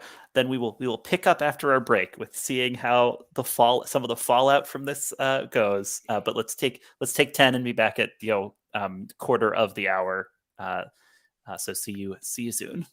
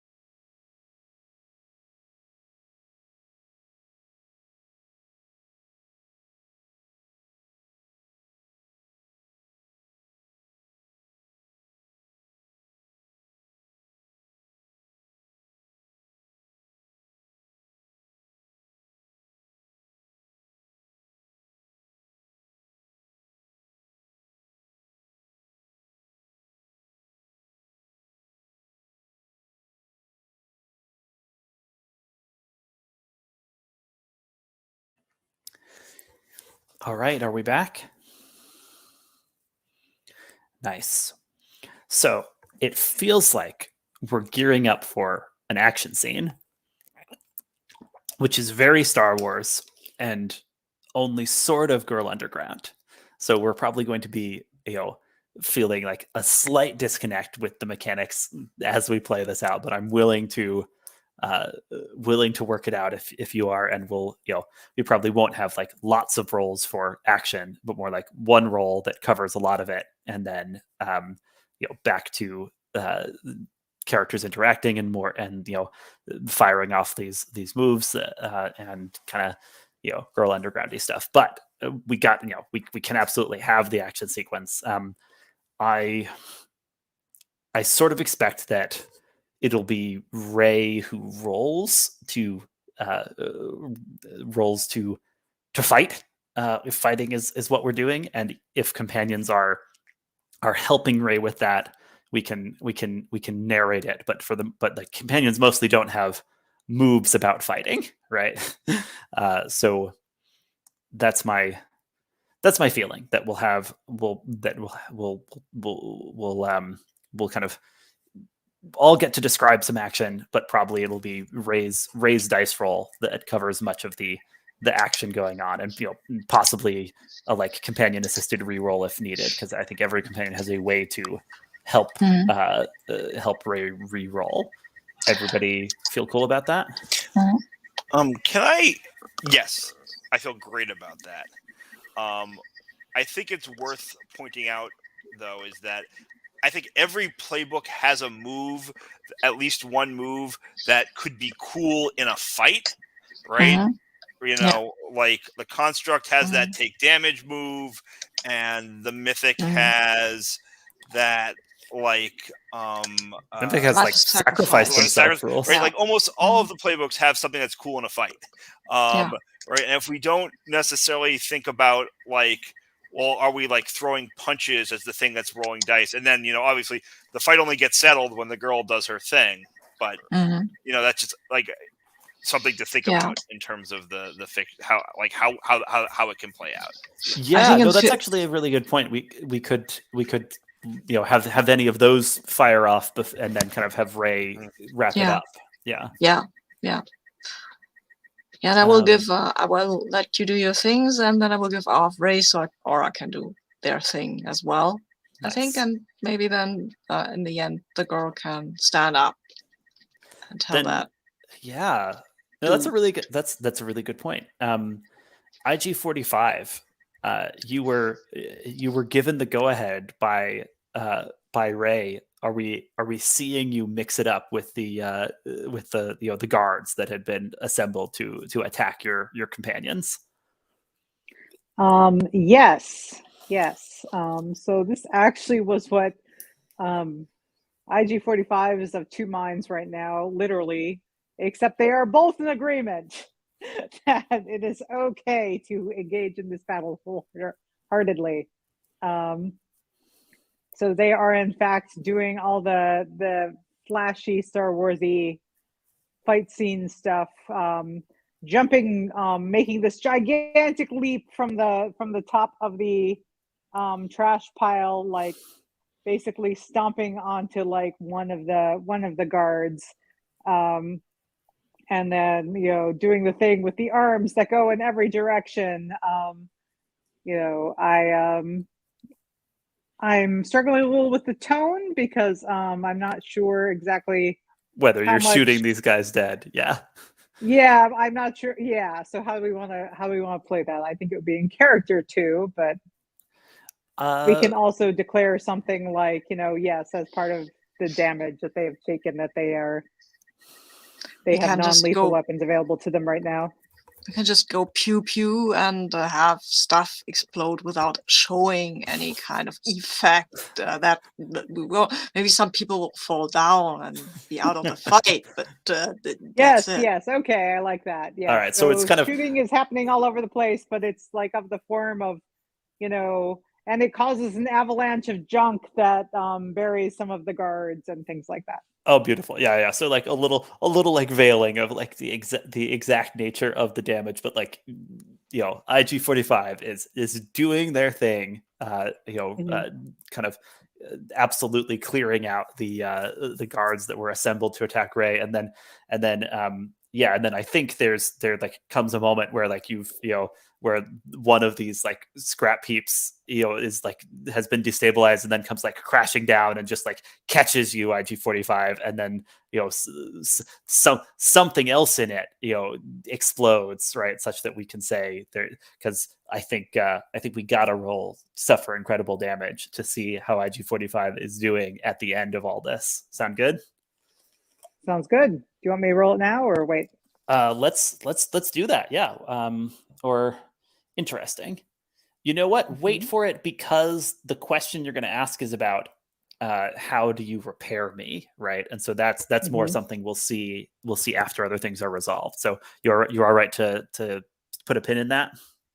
Yep, that's fine. Marmaduke, what are you doing as the Grand Moff is like yelling for order to be restored? The crowd is confused and frightened.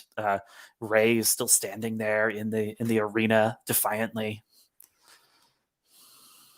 So I think since we're making this an action sequence, I think I'm actually going to cut this in a slightly different way than I had originally intended to play the scene. And I think what I'm kind of angling to do here is I was like watching. I had sort of like gone to the sideline. I was looking for an opportunity to distract or whatever.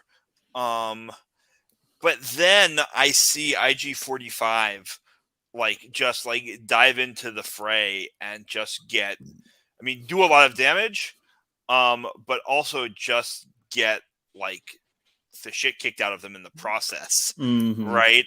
And there's something in the like lizard part of my brain, right? In every sense of that word, that just kind of like snaps, and I like push off the little stanchion on the side of the arena that I've been sort of like perched on, looking for my opportunity to do my song and dance. And I just like go flying at guards' faces, like clawing and snapping, kind of like spittle flying. And I don't think it's like the camera doesn't focus on like in the same way that it didn't focus on the damage that was being done by the blaster fire, right? It doesn't, but it just sort of I think the idea is that there's like there's like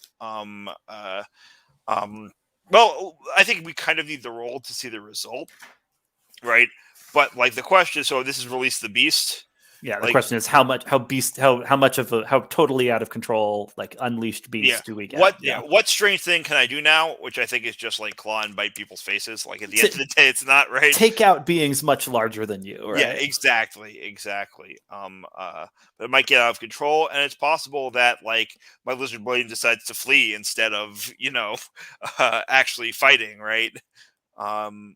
As I see that thing. So that's, I think, what the stakes of the roll are. Does that make sense? Yep. That sounds right to me. Go for it. 2d6 flat. And that's another 10. Rolling real well tonight on these flat dice. All right. So the strange thing you can do now is take out these enemies. But you don't have to say how it gets out of your control. Yeah, I think maybe what I'm doing is like clearing a path for Rey, right to the Moff. So I like go from like one guard to another, right? In one case, maybe even like positioning one, right? The Moff is like up in a box, right? Yeah, like a booth looking down. Yeah. So like, I wonder if like I would probably even like position the like fallen unconscious guard in a position that like Rey can use to like climb up a little bit higher or whatever, right? Just like bouncing from level to level, doing that kind of stuff. Beautiful. Solaris, do you have something you want to go for here? I think for my part, I'm going to be doing a lot of like scrambling about between people's legs, crawling up and down their respective bodies, and just trying to just create as much of a catastrophic distraction as possible while Ray gets the chance to make their move. So you might be setting yourself up for impart wisdom in case Ray needs a reroll, right? Yeah, I was thinking of maybe using the bark as bigger move to see kind of introduce like what's hidden beneath the surface, but I feel like I kind of already did that by suggesting that there's a vulnerable power core to this guy. So no, I say go for it. I've got more I can throw out there for what's going on with the Grand Moff. Okay. Well, it says roll when you doubt the surface appearance of a person, place, or object. And, you ask the guide the question. Okay. You can doubt the surface appearance of this place itself, the scrapyard. Sure.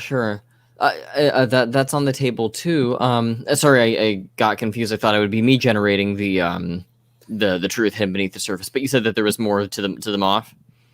Yeah, this one's and this one's an ask the guide. So I support you making this roll. I think this could be fun. Okay, well, I'll give that a go. Do I still take advantage given that we're standing up to bullies, or is that kind of not as much of a thing that applies here?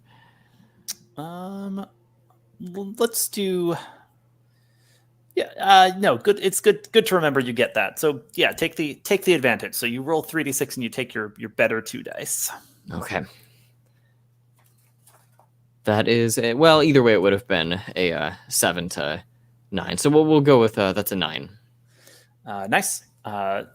Cool. So, what truth is hidden? Yes, you ask what truth is hidden beneath the surface, and how is the truth worse than the veneer? So,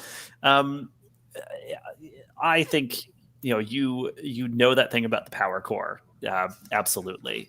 But you also realize that the Grand Moff's whole mystique, right, is to get people to fall in line with them, because the people wouldn't respect them if they knew that the Grand Moff was a tiny Jawa sitting on top of this like mechanical exoskeleton, right? But you with your this strange attunement to the Force you have as a Force suppressing lizard, pick up that the life form here is much smaller than the veneer.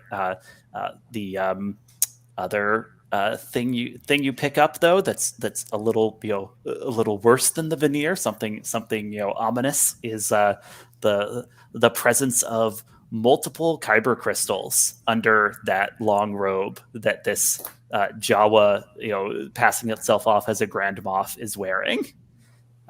So feel free to throw that out there for Ray, as like you are scrambling around and like getting these intimations of the truth about the Grand Moff, that they're a Jawa on top of an exoskeleton, but they're loaded with kyber crystals. Yeah, and I think that I'll kind of skitter across the floor of the arena and cling to maybe the back of Ray's leg as they're charging ahead, ducking and diving, and I'll just cry out, "Ray, this Moff has several objects of great interest to you, but I won't exactly let on to what those are. I'll just say it in a tone of voice that says in so many words, be very careful." And Ray, you were thinking of maybe turning over the girl, or are we seeing Ray's charge first, or kind of what do we see?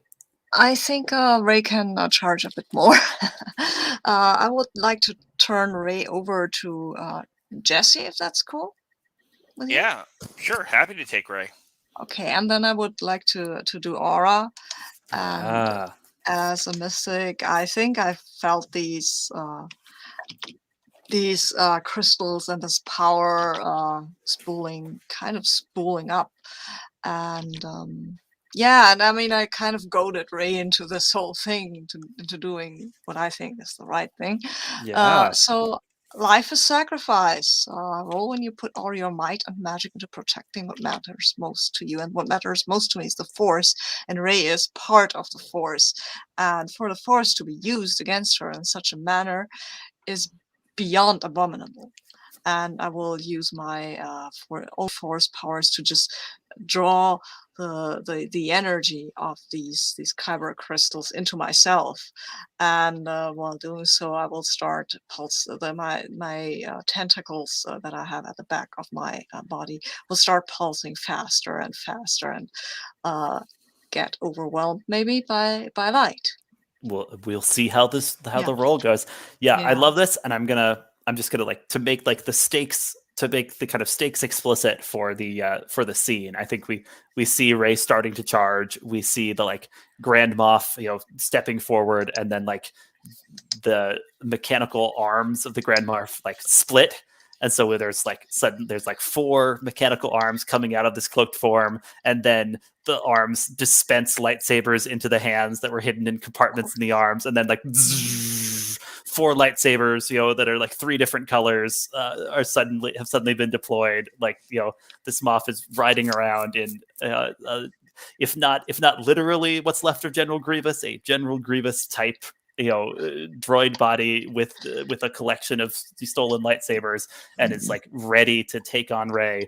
But Aura is pulling the Force of those kyber crystals, and if this succeeds, we'll like overcome that threat. So please make the roll, Aura.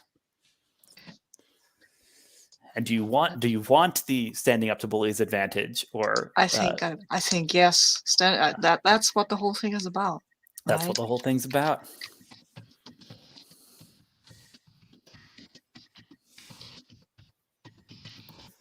All right, life is sacrifice. Yeah, that's. Oh wow.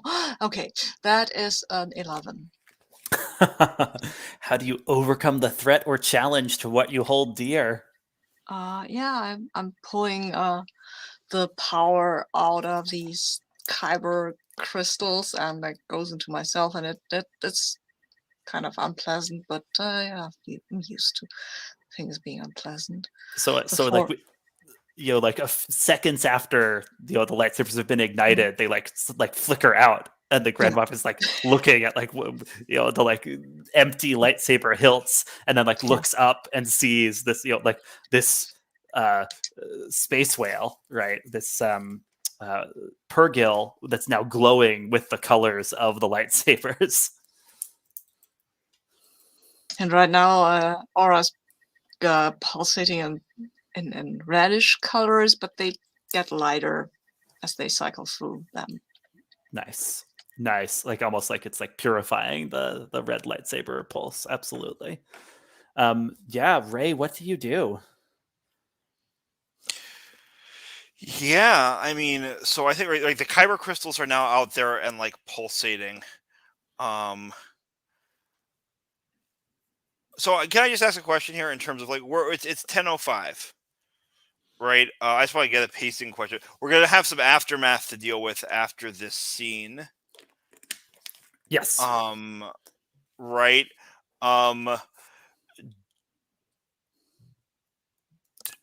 I have 2 interesting things I can do.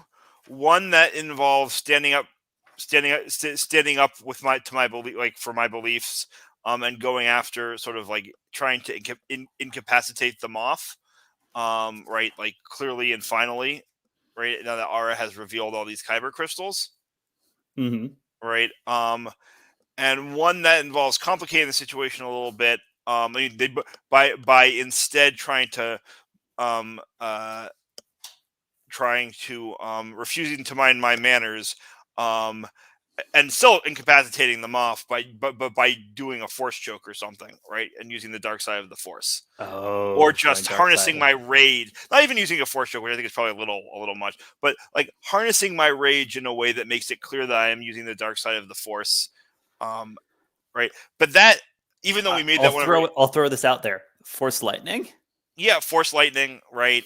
Like shooting through all those kyber crystals, right? Drying on them, maybe somewhere between force lightning and lightsaber laser look, right? Which I think is super cool. But maybe we want to stand strong in our convictions and go for it and do that instead. No, you should do the more interesting thing. I actually would prefer it if, sorry to step over you, but I would prefer it if we stopped if we could finish on the time that was set for the game. I'm sorry. Yeah, very good. Absolutely. Yeah, no, this is yes. But we don't have. I could still do by mind. We could just not stand strong in our convictions at any point, right? Like that's an okay thing. The game doesn't have to end on, right? Standing strong in our convictions. I just feel it's a better arc if we finish with standing strong in our conviction instead of throwing up more convictions. That sounds fine with me. All right then. I am cool with that. Yeah. So I think I just like, and we're gonna want to make that roll for IG-45 like in a second too, right? Yeah, repairing IG-45. Right. Yes. But so I think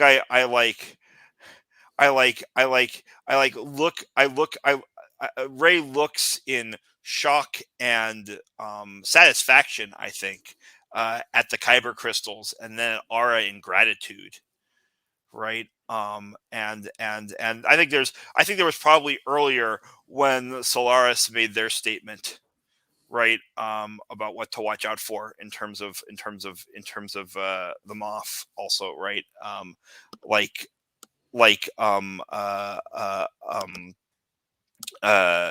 there's definitely like eye contact there to acknowledge the help that Solaris gave, right?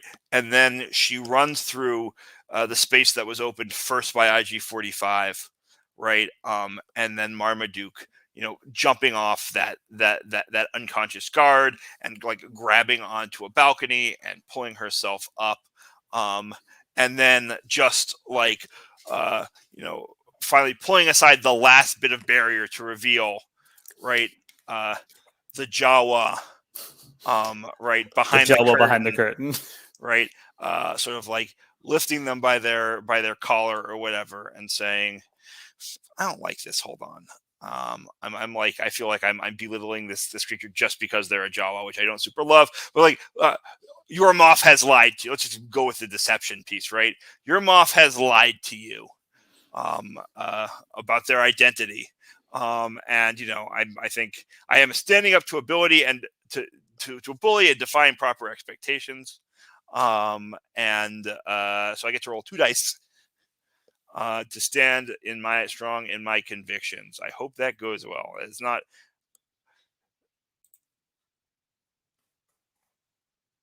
And that is a 5. Is there not a single dice you get from the get-go, or no? You have to. You get a dice just for each. One dice for each roll of the belief and roll. Yeah. But we all can help. Yeah. And I think one of us has set themselves up to do the help move, right? Yeah, we thought maybe the beastie could impart wisdom. And so in some ways, we got a sense like that the guidance was just about like knowing that the Moff was secretive about their true form, right? Right. Do you want to like throw anything else in there, Solaris, about how your guidance is able to assist Ray? I'm trying to. It's a shame. There's so many good places in Star Wars for these kinds of like witty one-liners that come back, but I'm so poor at coming up with them on the spot. But no, I mean, I think the basic thing is, I think it's kind of a throwback to what Obi-Wan was always telling Luke. I think that Solaris will say something along the lines of, "Do not trust your eyes. Grasp for what you know to be there."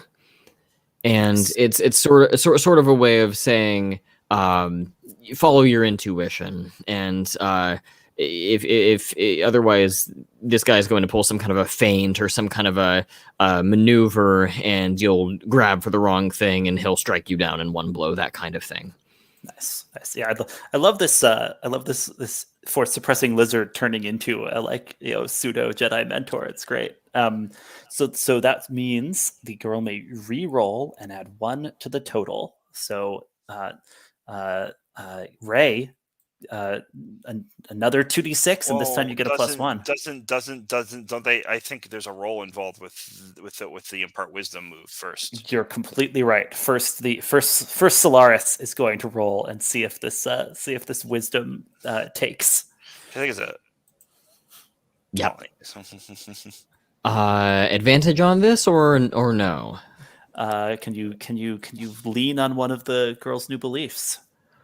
This is kind of something about the game that I noticed this the last time I ran it, actually. In a scene in which you are standing up to authority, it's always easy for everyone to just kind of take permanent advantage during that scene, as long as there is a belief connected to being anti-authoritarian. So I just wonder if that's a feature of a system or an abuse of the system, because I really don't know how it's intended to be played out. It sounds consonant with the game's themes to me. And it's also, it gets easier and easier to do the longer the game goes on, and that has to be on purpose, right? As the more and more beliefs get created. Right. Okay, I'll take advantage on it then, if that sounds reasonable. I just noticed, like you said, that is the more sessions and the more beliefs you pull up, the more it's like we're just rolling advantage by default at this point, because we have so many beliefs we're calling on. Okay, well, we'll fingers crossed here. That's an 8 for the impart wisdom move. Nice. So girl gets that effect where she's going to get to re-roll and add 1 to the total. But you also have to say, what truth did you neglect to share with the girl? Now I'm trying to think about kyber crystals. Are any of them inherently dark-sided by chance, or is that not really a thing in Star Wars lore? Do you because so I do know a little bit about this, but we can always decide to go a different direction. But the kind of thing that was established in a comic book at one point is that the red kyber crystals that all the Sith have are corrupted kyber crystals, that they like take an existing kyber crystal like from a Jedi they've killed or something and then like corrupt it with their dark side energy and turn it red. If that's something cool, if that's something that like can fit into what you want here to be something to do with this kyber crystal stuff we've got going on, I'm all for incorporating it. Or if we want to put our own spin on it, I'm up for us to to reinterpret kyber crystal lore here. I think that it'll just boil down to if Rey grabs the wrong crystal or the wrong lightsaber, maybe there's a 1 in 4 chance that this gets screwed up. Then Rey is going to be the possessor of a crystal or an artifact that is imbued with very dark energy, and well, it may rub off a little bit. Yeah. Okay. So there's a chance you'll have to grapple with the dark side as part of this. Absolutely. All right. I will re-roll. That's a 4. That's even worse. I mean, we've got more companions who can use their help move, right? We do. I guess we might like check first to see if in the background someone can put IG-45 back together, right? Yeah, Ray can also fail here, right? And learn something that will help overcome the challenge next time, right? Like, I mean, I don't know that Ray has to succeed on this exact role of stand strong in your convictions. It's sort of like, you know what I mean? Yeah, no, absolutely. Let me. I'm looking at the role. Yeah, what do you learn that will help you overcome the challenge next time? Yeah, are we? Because of course, one of the manners is Jedi never fail. So in some ways, we can see Rey like learning something about what it means to be a Jedi dealing with failure if this scene goes poorly. Yeah. Are we okay rolling forward from that? We will definitely also be putting attempting to put IG-45 back together either way. But the question was just are we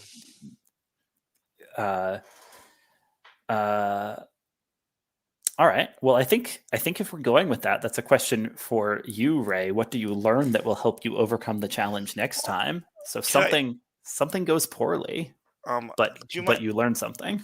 I'd like to ask Marley, actually, if it's okay. Like, Marley, what do you want to see happen here as IG-45 has been sitting there kind of in ruins? Yeah. So I got a little lost in all of the dice rolling. So what are we at the moment?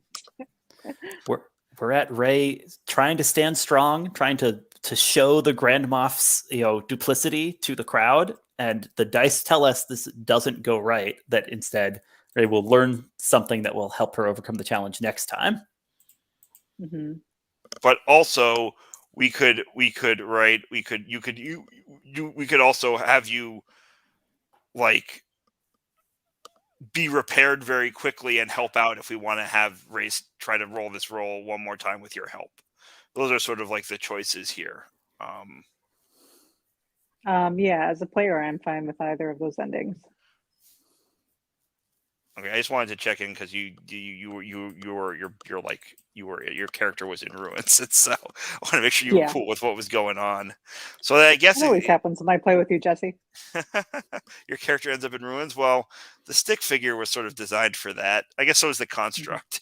All right, so then let's see what I mean, Alexi, why don't you tell me what failure looked like?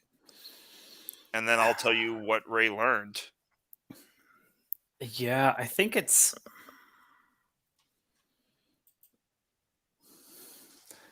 I'm thinking this over.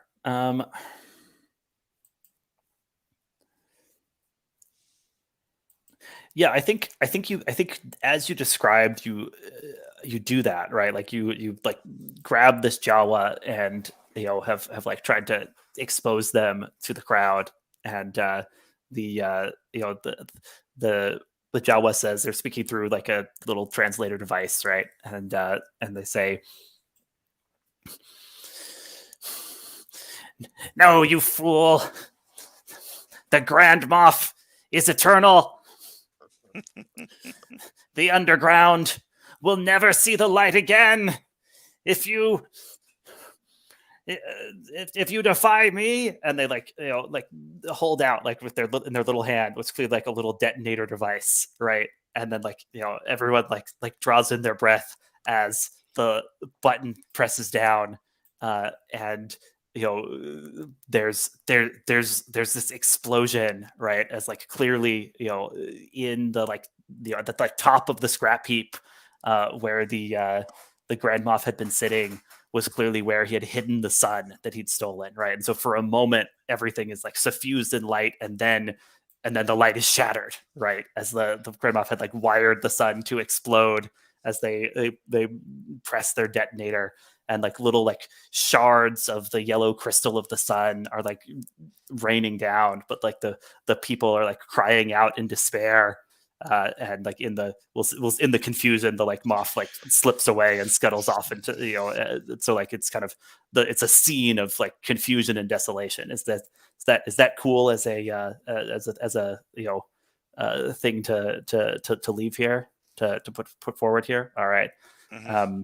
So you still get to answer what lesson you've learned. Yeah, I think the lesson I learned here is I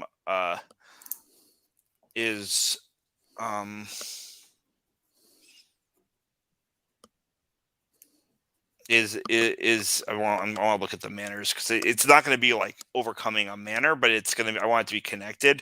I think it's going to be the one that you, right? It's a Jedi must never fail.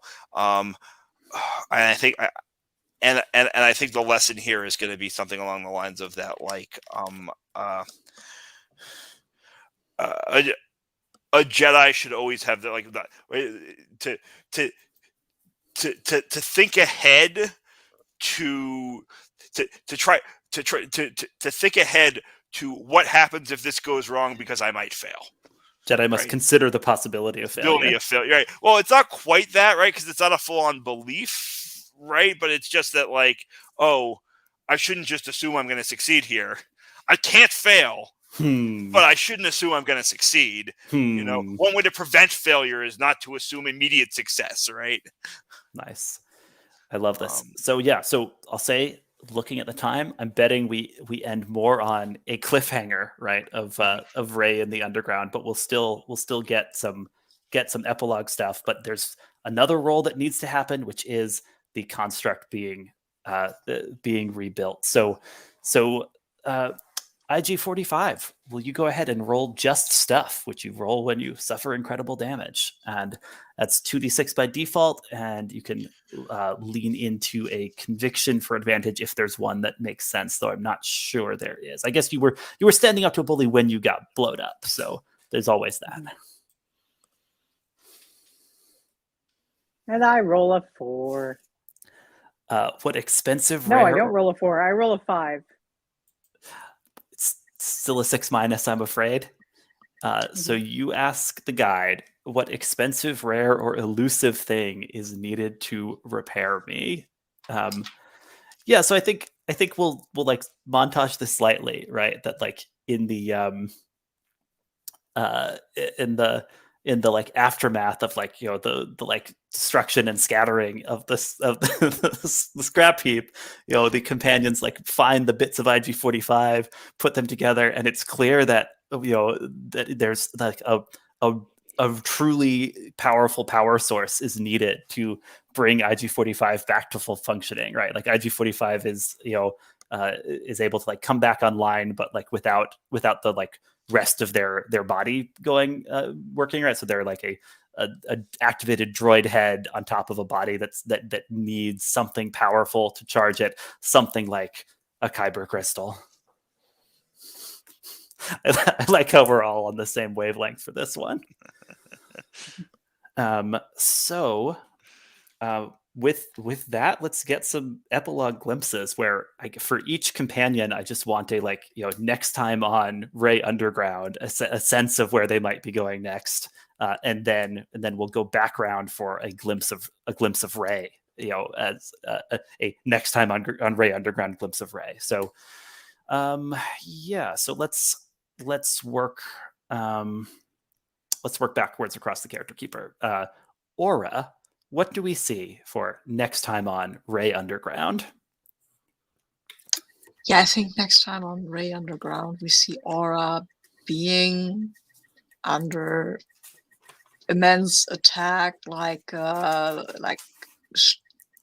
blaster fire hitting again and again, and Aura is trying to absorb the energy, but you can see that she is just they are just being possibly overwhelmed. They start to glow, and then we go to the next person. Nice. Yeah, you know, every episode we wonder, is this the time when Aura will absorb so much energy that she explodes into a supernova, or they explode into a supernova? Marmaduke, what do we see for next time on Rey Underground? I think we don't get enough of a glimpse, right, of like the audience or the context. But I think they're singing. They're sort of. It's a little bit like leading a song in which, if you're okay with this, Sabine, maybe Aura is harmonizing with them, right? And there's this kind of like dual performance, which has none of the silliness we've seen in Marmaduke's performances thus far, right? But it's just like a 3-4 second snippet of this, right, before it cuts away. I love this as a you know, a development of Marmaduke's themes. IG-45, what do we see for next time on Rey Underground? So I think much like in I think it's Empire, where C-3PO is like on Chewbacca's back. Mm-hmm. So like people are just sort of like carrying around pieces of IG-45 and IG-45 is able to talk. Yes. And they are standing around them and trying to decide whether or not to put the self-destruct mechanism in or not. Oh, that's fascinating. Solaris, what do we see for a little next time on Ray Underground glimpse? I think that it is.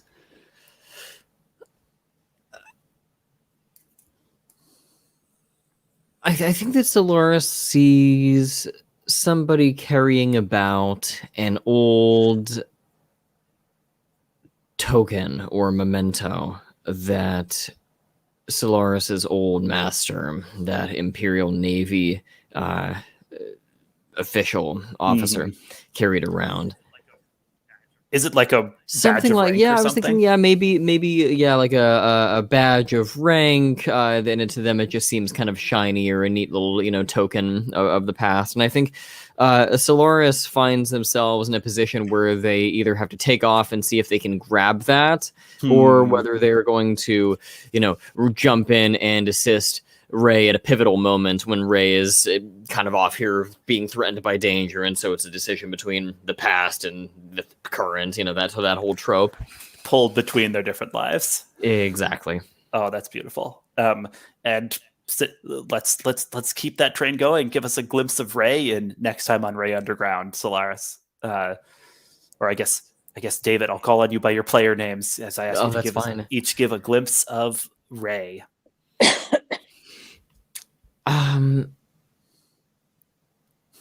I think you see. I think it's really simple. I think you just see a shot of Ray looking down at this array of kyber crystals beneath this twilight of stars, just this canvas of stars above her, and they all have this sort of purplish glow about them, and it's all kind of illuminating her face, and it's all very mystical and indigo and that kind of thing. I think it's just a shot of that. Beautiful. Yeah, I love the kyber crystal quest becoming an ongoing thing from this. Absolutely. Marley, a glimpse of Ray for our next time on sequence. For the next one, we see her with a couple of different kyber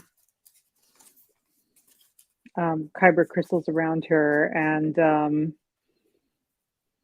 and one of them is blue, and she puts her hand over it, and you see that little shake that you get when someone is using the Force, and it turns red.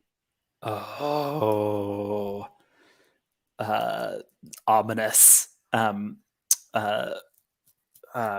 Jesse, you're next. A glimpse of Ray from the epilogue. So I think just like relatedly, but in a slightly different angle. So it's like it's a shot where we get to see Ray and all four of the companions, but it's kind of like, it's like Marmaduke's on one shoulder, right? Solaris is wrapped around her neck, right? IG-45's head is kind of like, hanging off her side somewhere, right? And I don't know, maybe Aura is there, sort of like filling out the background. You can see IG-45's body like hanging off their side, and you can see force lightning kind of crackling between her fingers, but it's not that like cold blue of the Emperor's, like white blue of the Emperor's force lightning, but it's the green of Luke Skywalker's lightsaber.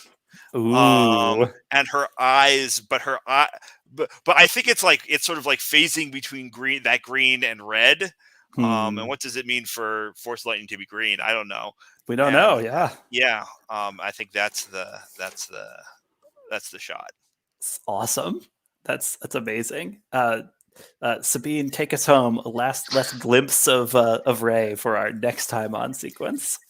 I think we see a figure who probably is Rey because they're human, but they're wearing a cloak and a hood, so you can't really precisely see who that is.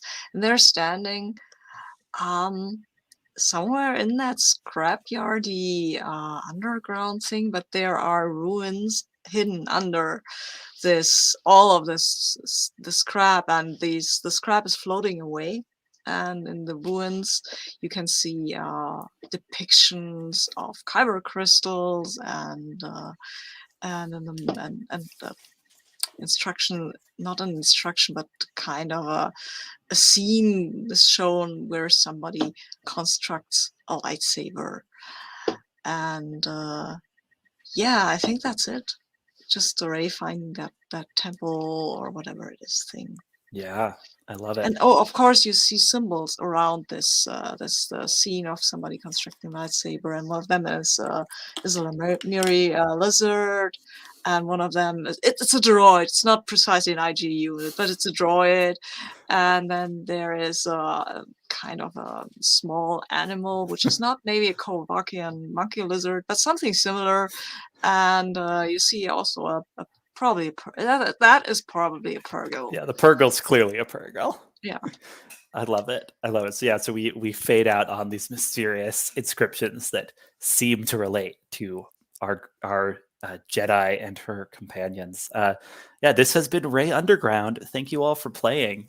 This was an exciting experiment. I enjoyed getting to do this with you, and I appreciate you all for for bearing with some of the wildness of combining these things. But yeah, for now, let's wrap up. So anyone watching along, good night and be safe out there, and may the Force be with you.